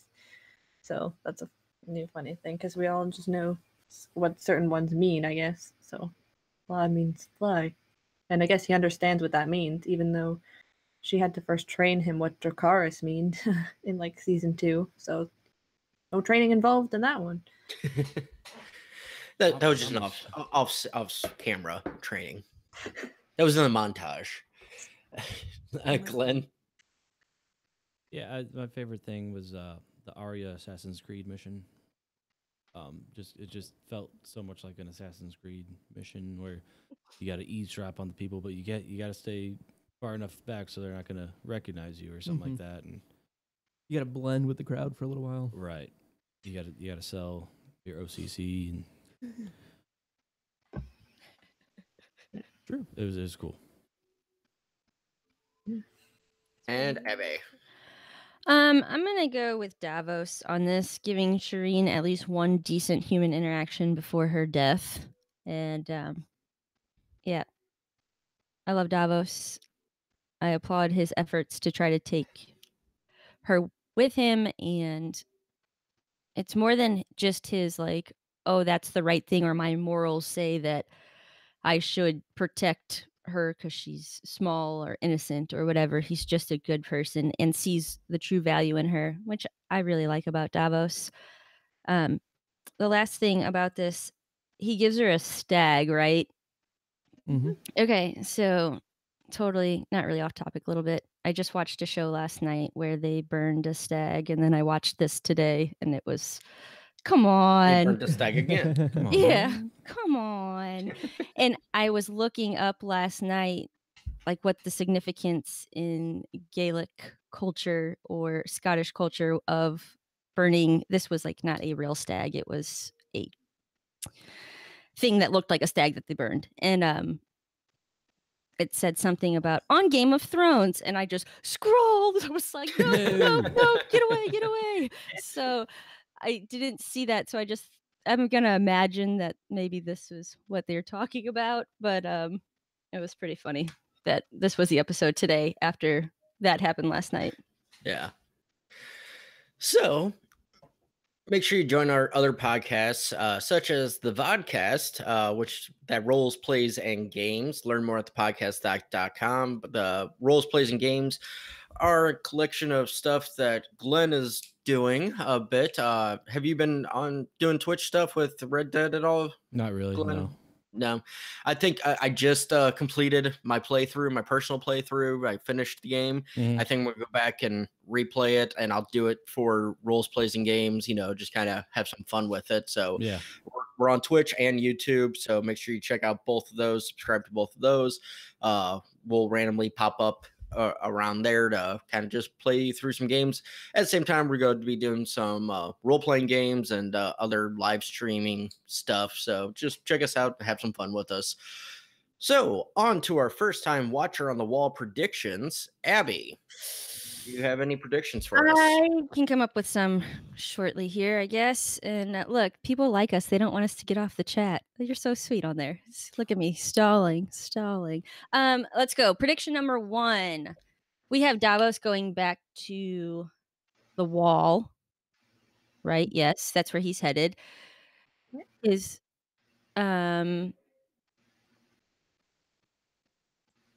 I think he stays there. I think word of Shireen somehow slips out, and like it has been pointed out, like all of those people with Stannis, not one was standing there saying, "Oh, this is a really bad idea."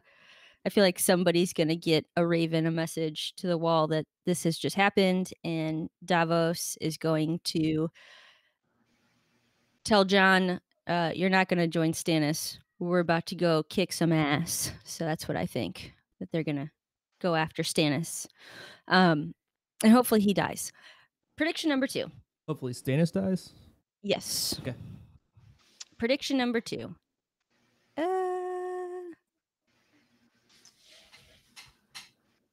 Trystane is a wonderful asset to the council. They really start changing things and moving things around, and they make Westeros great again.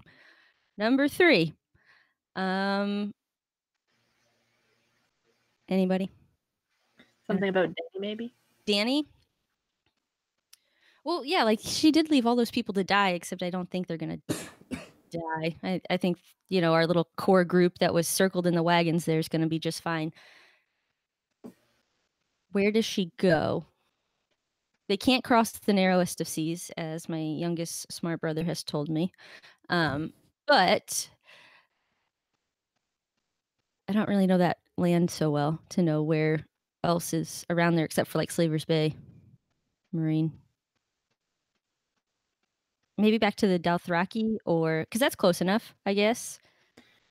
So like We'll go with Vace Dothrak is kind of like that early area. Yeah, that we- So we're saying like she has some like telepathic things, but I don't think she can control him. I don't think she gets to choose where she goes. I think he just lands when he's tired and wants to She's eat. along for the ride. Yeah, like it better rain because you're gonna need some hydration. I don't think she's gonna get to choose, and that's the best prediction I can make on that. Number 4. Arya kills Meryn fucking Trent. Definitely happening. She has to. Or Homegirl and I are gonna have some problems. Dang. All right, Arya taking out MFT. Bold predictions. Yes. We'll see how that Was that all pans four, out. sir? Had to step away for a second. Was that all 4? That was all 4, That's it. Excellent. and they are certainly predictions. No doubt Alright. about it. No doubt. Fair enough. Anybody predicted I would have a box of milk bones drop on my head would be right. If the over under on that was sky high. Where are these milk Yep, bones at? Wait, Went to get another beer from the fridge, and a box of milk bones is right on top of the door. Don't. Clunk. classic Chekhov's milk bones. Classic. All right, so we're getting into our house names and everything, and it looks like our guest has everything filled out. So we'll start with her. Oh, shit. I think we're gonna go with our abbreviated for ours, but since she's got everything, we'll give her. Yeah, because you have yours all filled out, and if they haven't, just go back and watch the ones where you have them all filled out. Exactly. So, what is your house name? I just went with House Burns, which is my actual last name, and it fits with everything else that comes later, I guess. in more ways than one. So What are your words? ours is the sass. What's your sigil? 3 white doves on a field of indigo blue with rose gold and a white border. Nice. Sounds Love lovely. I love it. Yes. What's your house sword? Fire kiss. Nice. Your region? The gift. Okay. Who do you pray to? The old gods. Your horse's name? Big red. Your animal? Egret. The egret. That's probably one of my favorite things. What's your ancestral home? Queen's crown. Nice. Your Like it. newspaper? The Oh, the Weirwood Weekly. your famous house ancestor? Red hair queen. Nice. Who's your house minstrel or fool? House Ratchet, who is an offshoot / cousin of Patchface. Nice. Your personal Twitter? Just my name, Mackenzie L. Burns. Excellent. And what's your final thought for the episode? Davos was Shireen's best parent. Agreed. All right, Lucan. I What's your am house? Lucan of House Blackmaid. Your words? Ours is the drink. Your sigil? An obsidian black chalice on a gold and blue checky background. Your minstrel or fool? Typically it's called dingle, but today is called diddle. All right. Your Twitter? At Luca Ferocious. And final thought. Shireen was Davos's best child. Mathos was pretty No, good. he sucked. Mathos complained quite a bit. Yeah. That's the only name I He can was remember. told that he was going to die. He was the only one that we really met in the show. Yeah. All right, Glenn, what's your name? I am Glenn of House Dog. Words? You miss 99% of the shots you don't take. Your sigil? Buds McKenzie with a Wayne Gretzky jersey on. Your minstrel or fool? Barube the Barf. So today's Your diddle. personal Apparently it's Diddle your personal Twitter? at Popsicle Stand. And your final thought? I don't know. It seemed like a short. Maybe there wasn't a lot of plot line. It seemed like a short episode. A lot of action. A lot of action though. Yeah. There And it was only a 52-minute episode. Right. Compared. Not bad. Yeah. Kind of your run of the mill Game of Thrones episode. All right, Abby, I am What- Abby, aka Gertie of House Condescension. your words? We don't quit. Sigil? Ooh, I'll show you. Hey, there it is. It's a field of white with a raven sitting upon a black appointed chevron. Who's your minstrel or fool? The doodler. The dude. Your Twitter? At Go Home Gertie. Where you can find her live tweeting her first time reactions. You just gotta pay attention to them. And final thoughts. They never will be. My final thoughts was I can't believe nobody was camping in this episode because shit was intense. Ooh. Ooh. Put That was a terrible joke. I just listened to the podcast that must not be named. Yeah, Oh, is that the one? that it just reminded me of it. So yeah, the picture is intense. Yeah, it was. It was quite intense. sometimes they make jokes on that podcast. Yeah. It has So, been. all right, I have been aka Sly of House McLean. My house words are it's dangerous to drink alone. House sigil is 3 gold triangles on a field of red and black. My house minstrel or fool is Doodledum, the singing mime. My personal Twitter is at Sly McLean. And my final thought is Shireen really knows how to light up every scene she's in. So, become a patron to get access to our epilogue episodes and exclusive content for our other shows. Learn more at patreon.com/stayimaginary. For all of the other ways you can help keep our beer bank full, check out the podcast.com/support us. Make sure you check us out next week where we are covering episode 10. Anybody got the title name? Mother's Mercy. Mother's Mercy. Thank you, Mackenzie. You're always on it. Thank you. Mother's Mercy with special guest, I believe Sergio Buckley is Sergio Buckley. Mother's Monkey. joining us next week. But make sure you follow us on Twitter at No and Drink. Send us a digital raven at noanddrink@gmail.com. Subscribe, like, rate, leave comments on iTunes and YouTube. And until next time, As always, I still don't know, so I'll just drink. As always, don't turn your back on the wolf pack. as always, winter is coming and so am I. As always, be classy, stay sassy. And as always, stay imaginary. Glenn, I just love it. Just go ahead and say it.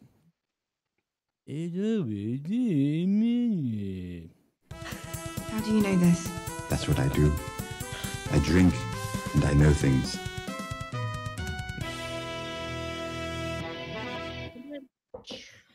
All right. So we got through that fairly quickish. Yeah, not too bad. Yeah, quicker than the last couple. Yeah. So do we want to do a book v show comparison epilogue? All right, Sure. I can do one. Mackenzie, you good? I can't. Glenn, you good? Sure, Yeah. Abby. You Abby, good? are you prepared? Not at all. Okay, then but get out. Get that's the- how I've always. get So the yes, fuck outta that's my here. constant state. So I'm good. We can talk whatever you want. Talkie. Oh, we So- know, Clarissa. We know we're still live. This is just for YouTube viewers. We do this just we don't censor anything. Appreciate it though. Oh man. All right, guys. Get behind the scenes. I think I'm out. I Okay. get to go. Thanks for making it. Yeah, You're thank you, Abby. welcome. Yeah, it was great talking to all you, Have a good one. especially you, Mackenzie. The rest of you. Yes. Eh, Yeah. It was nice meeting you, Abby. thanks. All right, I'm going to get some Chinese food. There you go. Yeah. Oh, yummy. Yeah. See you later. Good Goodbye. idea. See ya. Bye. Bye. Gotta find the button. I'm still trying. Goodbye. There we go. Goodbye at some point. Goodbye. Bye, love. Bye-bye. Goodbye. Goodbye now. Oh, there she goes. All right. So, do we want to take a quick 2-minute, or are we good to go? Just get rolling into Get a it. beer. Doesn't matter to me. Let's take a quick 2-3 minute break, and we will be back. All right, quite chat. We'll be shortly right back. Just hang out. for our epilogue episode.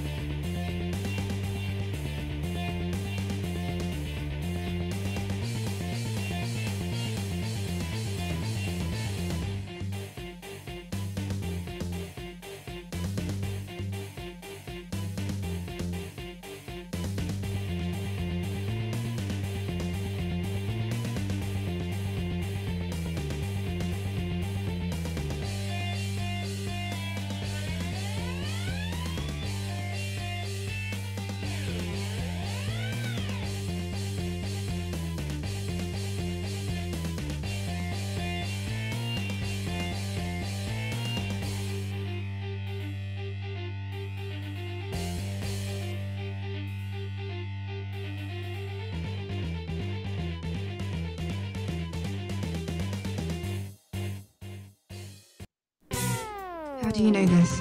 That's what I do. I drink, and I know things. And welcome back. This is the podcast that drinks and knows things epilogue episode. We're talking about season 5, episode 9, The Dance with Dragons. Our show title was Baby, You're a Firework. So as we've been doing with our previous epilogues, we've been talking about the differences between season 5 episodes and the book, the source materials and everything. So we're just kind of going to stream down a website we have that has it kind of broken down. Luke, if you don't mind starting, I'll be right back. Okay. Well, I'll do introductions for us as well. We got Benj, we've got Glenn of House Dog, we've got Luke of House Blackmead, and our wonderful special guest, Mackenzie L. Burns. Welcome back. Yeah, thank you for having me once again. All right. When was the last time you read A Dance with Dragons? I audiobooked it pretty much after, because I caught the finale, I think, live. Live because I didn't have the channel, so I had watched it online. Mm-hmm. So then I started reading it after that. So I'm rereading, because I did audio the first time. Mm-hmm. So now I'm reading it now, and so it's been about 2 years.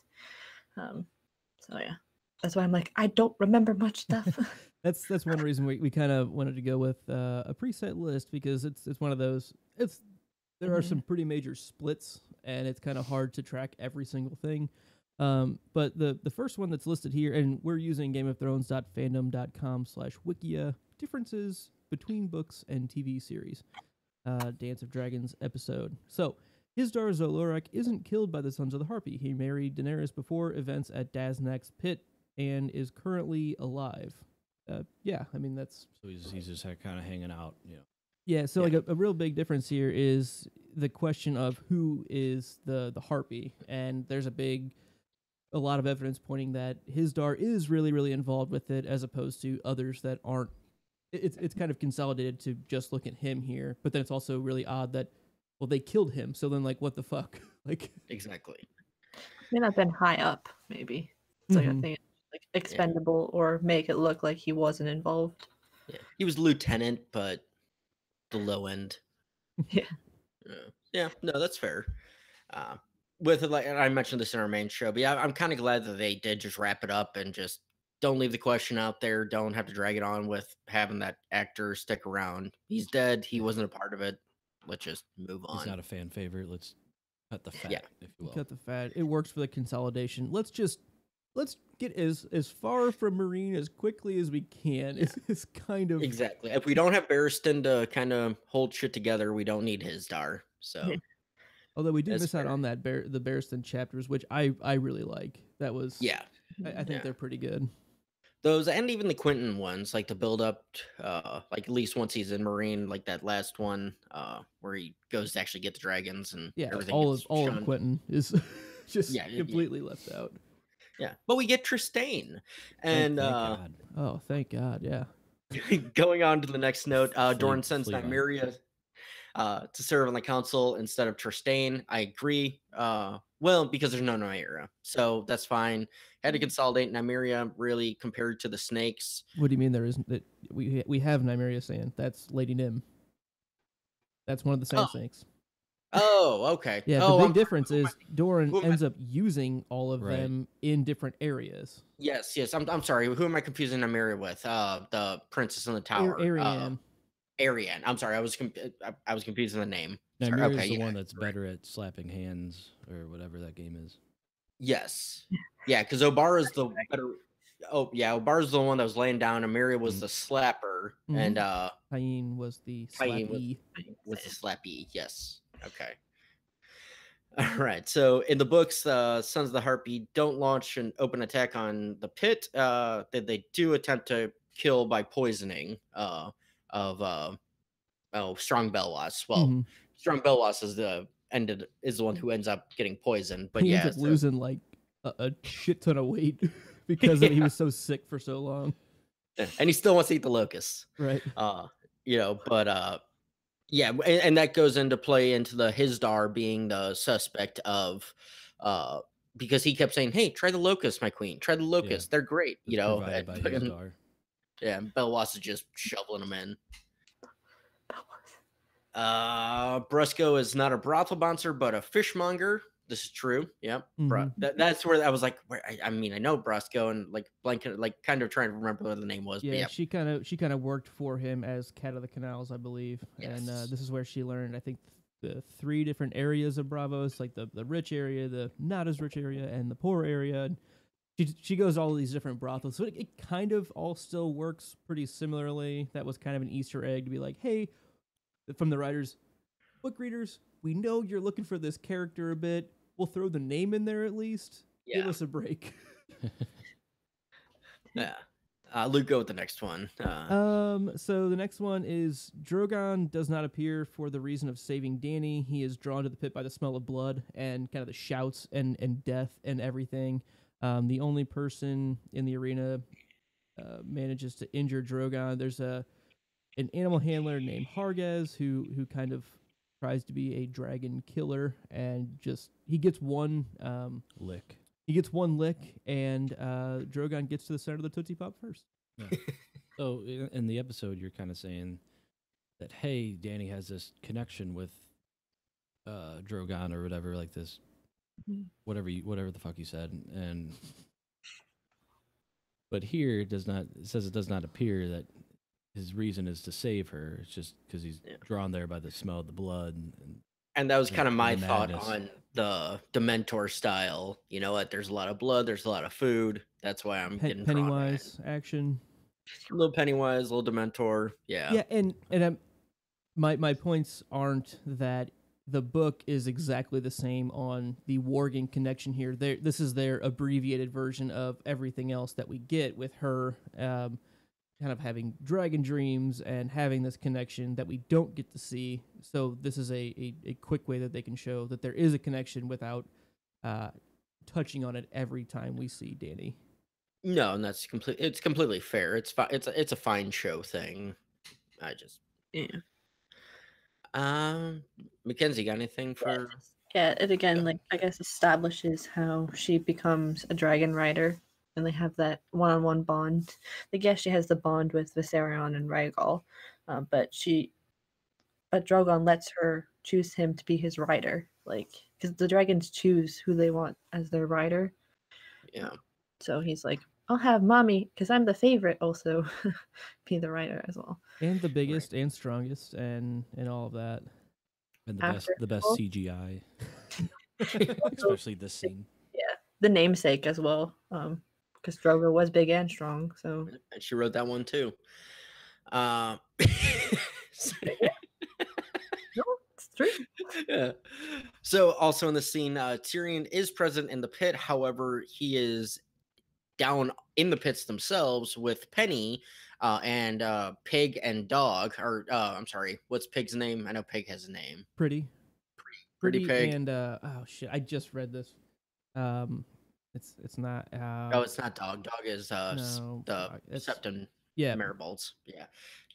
But yeah, Pretty and the dog riding as Crunch the dog. Crunch. That's Crunch. it. Yeah. Captain They're riding in a mock tourney, Mummers sparring. Yeah, murmurs farce. There you go. And so I as we were talking kind of in the midstream here, I do like this change. I do miss Penny. I liked Penny in the books, but Penny's not needed for the shows. Luke very well pointed that out, and I agree. She's not needed because Tyrion's not so far gone that he needs to be brought back. The whitewashing that the show did on Tyrion, I mean, right away after he kills Tyrion, he doesn't go nearly as dark or depraved as he does as he gets in the book. So it's not really needed to bring back the humanity portion of him for the show's sake. They've kind of already had that with Varys. Like, that was kind of where they just like, 2 conversations with Varys and Tyrion's back. Like, Yeah. Bada boom, bada bing. Bada boom, bada book. Yeah, no, exactly. So, and that's Penny's whole point, is to bring him back from that, deep delve. So again, it's one that, isn't needed, but I do miss her because I thought it was a sweet character that added a little bit of humanity. More otherworldly, like real worldly characters could have been, that they could have used apart from just random horrors or whatever. Mm-hmm. And they do in the book. This is where the plan was to release lions onto onto the dwarves as they're jousting, and Dany really puts her foot down here and just completely disallows it. So that's one kind of thing where it seems like she just kind of goes along with this for a little bit longer because it's consolidated. She claps her hands, and then she has the weird like clapping her hands for Jorah, where it's kind of like, is she trying to execute him through this? But yeah, don't clap 3 times. That means suck your dick. It's like, is she finally gonna take him off the friend zone list? Like, am I gonna do this, and is he actually gonna die, or like that kind of thing? Exactly. So all right. In the march to Winterfell's camp, Stannis is left stranded by a heavy snowstorm, not just 2.5 inches of snow, with little to no food. This is due to a grueling march, exclusively due to the weather, not raided by Ramsay or anyone else. The Roose is indeed forced to fight Stannis in the snow in order to alleviate tensions with Winterfell, as several fights and murders have broken out between the forces of various northern houses and House Frey in the castle. So basically, at Winterfell, the northern houses are battling each other. They're, sniping at each other and taking pot shots, taking each other out. But Stannis is suffering in the snow alone.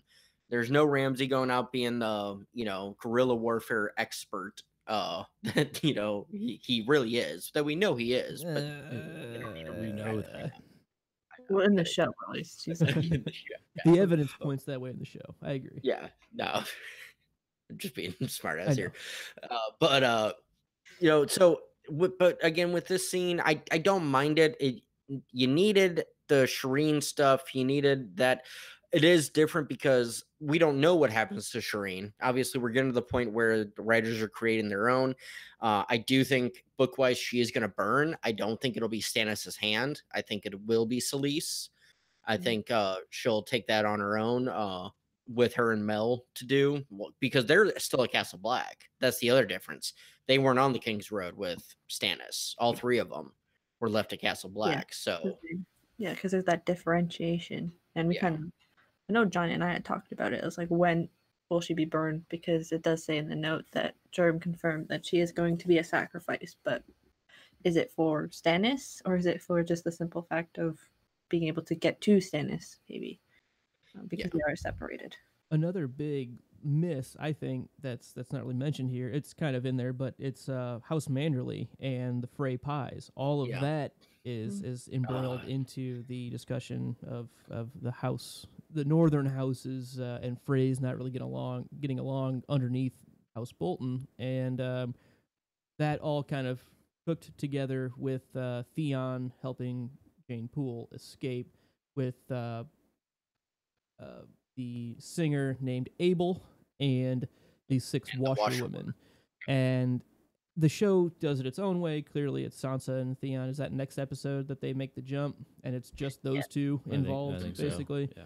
And it's the 2 of them jumping, and then that's the final. Yeah, he shoves Miranda off. Right. He pushes her off that way. He pushes them off the other way.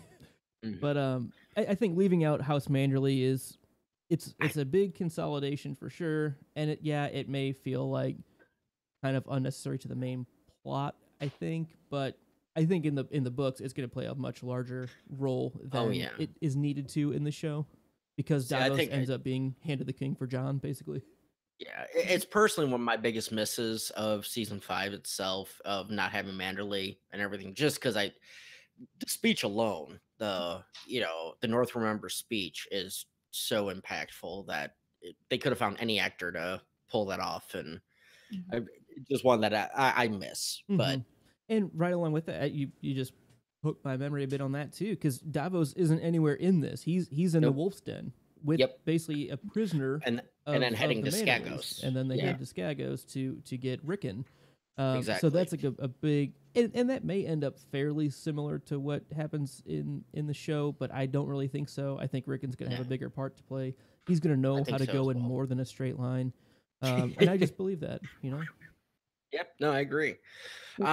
So let's see. In the march, we got that one. Due to the snowstorm, Stannis actually relents and let the fanatics and his army sacrifice some criminals charged with cannibalism instead of Shireen. However, Martin has confirmed Shireen will be burned as a sacrifice, as you said, Luke. Mackenzie said that. Right. I think this is Yes. just the part where they're trying to kind of accelerate the process of her getting sacrificed, I guess. And definitely a collaboration. Yeah, because I think they're jumping in time between all of the parts. Yeah, the difference in timelines is they've messed with for a while now, and this is kind of where some of it comes to a head of like, we just can't make some of this work. Let's kill Shireen, because if I remember correctly, there was a time early on in the development of the show, and maybe it was still in writing process of like seasons 3 or 4, that Germ basically, for the remaining books that aren't out yet, gave Dave and Dan like 3 major plot items that kind of have to happen, and I think Shireen burning was one of them. He didn't give him all the details on how or when, but this was kind of their take using that information. So agreed. I think it works decently, and we have baby Ramsey on screen here. Say hi, people. Hi, baby Ramsey. Hi, Mackenzie. Yeah, so agreed. That was one of those that it had to be in there.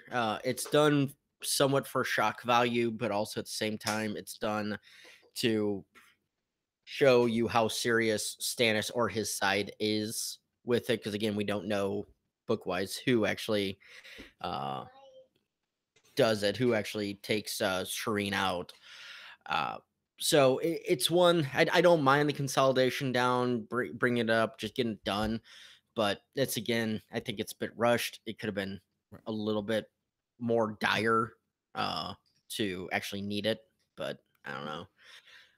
So although it was pretty shocking. I mean, just one of those moments where like kind of like, what the fuck? Like, that is pretty tough to watch. For the show, I mean, it's unfortunately done really well. Like, it's the acting is incredible, and I don't remember her name, but Shireen is her name. The actress does, because it's hard to get those guttural screams, like the true like bloody murder. Yeah, Carrie Ingram. Yeah, it's very, very impressive, and just rips your heartstrings right out, kind of deal. It's almost that thing of like which scene is harder to watch. Is it like when the baby is killed in season 2, episode 1? Robert's bastard is killed, like the baby. Yeah, from the Mother's Hands by Slint. We just watched that one last week. Yeah, and then the baby is like dead, obviously being carried by the gold cloak. Or is it Shireen's screams? Like that was discussed. Or the Sansa rape scene from a couple episodes ago. You know, it's one of those where it's just tough to watch, and sometimes it's needed though. You know, because it sucks. Can't be all uppity. Exactly. So the next one on here is Arya does not see Baron Trent in Bravos, nor does she pursue him into a brothel, and says she follows Raft to Sweetling and tempts him. And this is from the Mercy chapter. I do like because we already got the Raft to Sweetling Mercy style killing back in season 4, I believe. 4, episode 2.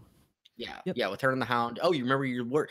You remember your words and all that. I remember watching that, like, oh, they're already doing the Mercy chapter. All right, that's cool. I just remember that specifically being that episode because Saint Rixin was on there, and we have the Hound eating the chickens. Yes, yeah, artwork from it.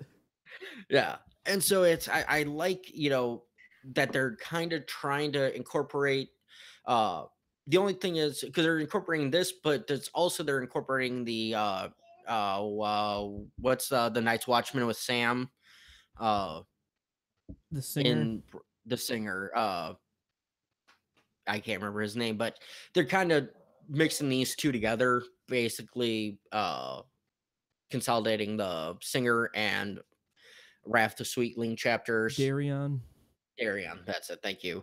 And so again, it's a good consolidation. It's a good workaround since they already used the Raft Sweetling style, go with something else. So I actually attribute this more to the Darion killing than the Raft of Sweetling, honestly, in Bravos.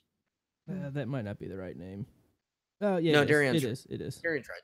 Yeah, and it's not Mance, I believe, that sent to the Iron Bank. It's Harry Hardis or something. Hardis something, yeah. That's sent instead of Man. Not Man. Mace Tyrell. Yeah. Is it Harry it's Harry Swift? Yeah, Harry Harry Swift. Swift. Yeah. Because it's Kevin Lannister that's the in charge. Mm-hmm. Exactly. So, all right, Marin Trent has not shown any attraction towards children. Still, fuck him. Doesn't matter. So Gross. I don't know if it was But- Glenn that told me about this or if it was you, Benj, but like the actor after Yeah, having to yeah. do this, take it away because I don't remember. Yeah, the actor basically, I guess, after this was just kind of like, man, I don't really.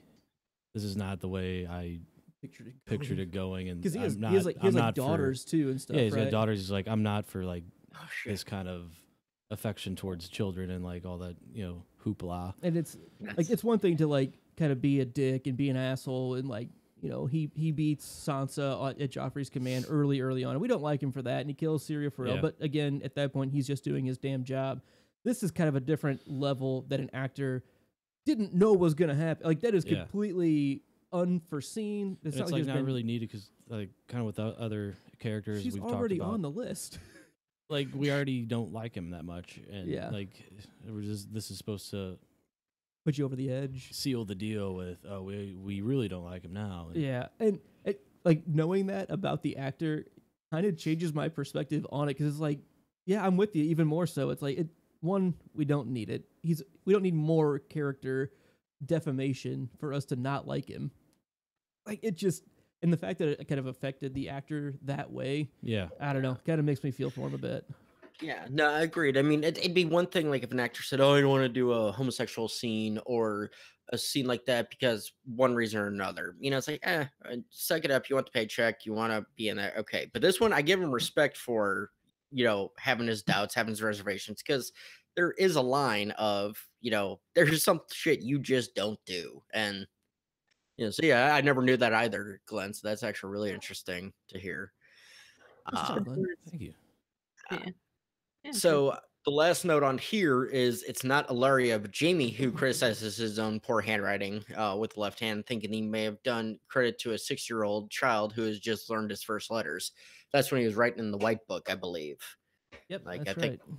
Yeah, he was writing the white book and trying to write them. But I did like how they're playing it up of, imagine, I mean, I know, Luke, you're semi-ambidextrous, so you might be able to pull off a bit better handwriting. I had to when I broke my arm. I did a history essay in high school, left-handed.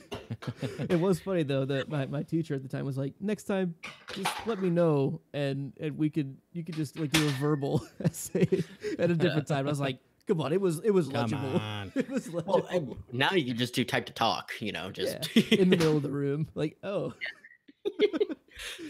but Yeah, it's like hey Siri, can you write this entire essay for me? right. Where's See, that paperclip that's supposed to help It's you the out? reason why fucking paperclip. Hey, Yeah. can I give you a And- hand? Sure, fuck off. see, I don't have that excuse. I just had been able to type like a madman since 6th grade because none of my teachers could write my handwriting with my dominant hand. And they're like, we can't read your homework. You're gonna have to type Well, everything. It was a work, so So, all right. Anybody got anything else on any of these scenes? The King's Road, I think we covered fairly well. The Wall, we really didn't touch on much of the Wall because none of this happens book wise. John doesn't go to Hardhome, doesn't come back. I mean, he does come back he does allow Wildling. thousands of wildlings through the Wall, but he'd been he, there. He basically is dead before they leave. Like they're like about to leave, and he gets killed. Yeah. What do you mean? No, he They are lets, going to Hardhome. They have not No. gone to Hardhome yet. In the Well, book. yes, but he's already let Tormund. He's let Tormund's group come in. Yes, Yeah, because he sent Val out to go get them, and she returns. And there's a bunch of Selyse action between John and Selyse on disagreements on how he's leading the Night's Watch, along with Bowen Marsh, along with everybody else. Yes, sorry. But so yeah, there's already been the whole scene of letting the wildlings through, and that's perfectly fine. But they have not gone to Hardhome. He is sending people out there, and he was planning on leading that himself, and then gets the pink letter from Ramsay, which might not actually be from Ramsay. Exactly. It might be from the singer Abel, who is probably a Mance Raider. Could be from Wow. whoever's with Stannis. Could be Stannis himself, just being like, "Fuck you." Could be a lot of good theories on the pink letter out there. Yeah, So, all right. So, anybody got anything else on show to book differences? Mackenzie, go ahead. What's your thoughts? I think that there was that whole thing with Dorne wanting Marcella on the throne. Like they tried to do a plot with that, which is like kind of what they're doing, but not at the same time, because they're in defense of Marcella. But then the other thing too is, it's ambiguous on like for certain characters where we end in this episode. Yeah, and leaving out, the whole Arianne and Darkstar Geraldine plot that kind of is where we get into a lot more of the trying to put Marcella on the throne, which again, Doran isn't really in league with that. He really is kind of doing his own thing that he set up with Oberyn over time, but the Sand Snakes are kind of doing their own thing, and they kind of touch on that, but not for like the same motivations, and it's not as clearly like described. It's just kind of like, oh, the Sand Snakes are kind of bitches to Doran. Like that's kind of all you get from it.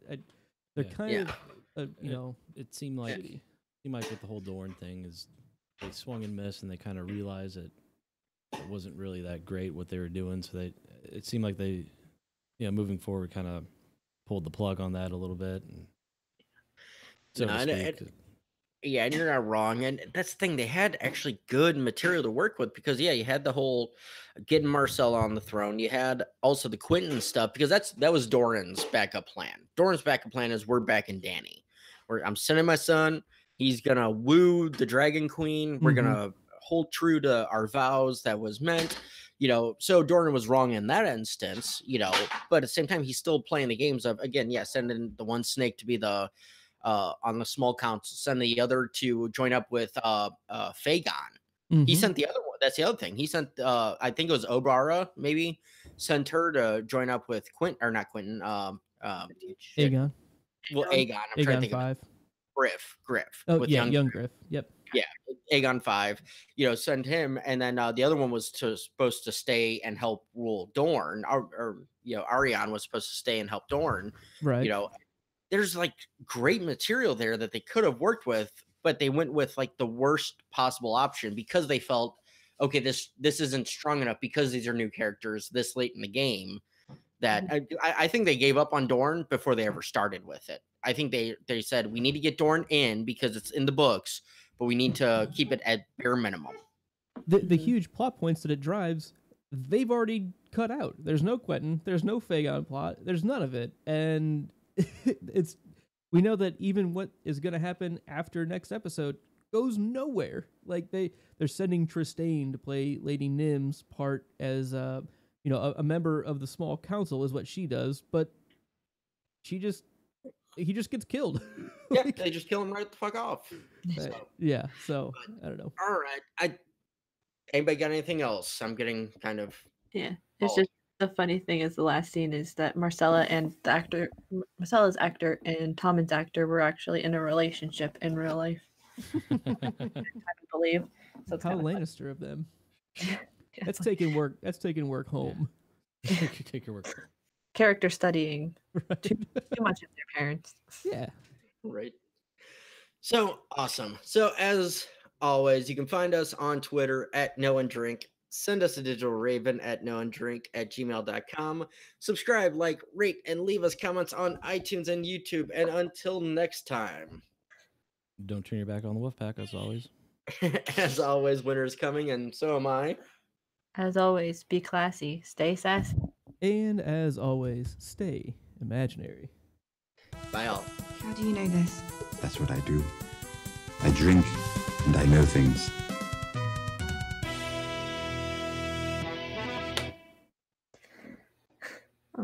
All right, good stuff. Yes, awesome. We are going to say goodbye to the chat. You guys were lovely, and we love Thank you, chat. We love you. You're lovely, and we love you. You're lovely. We love you, and we love loving you. I love you. I love you. We'll get to know each other later. But right now, I want to tell you that I love you.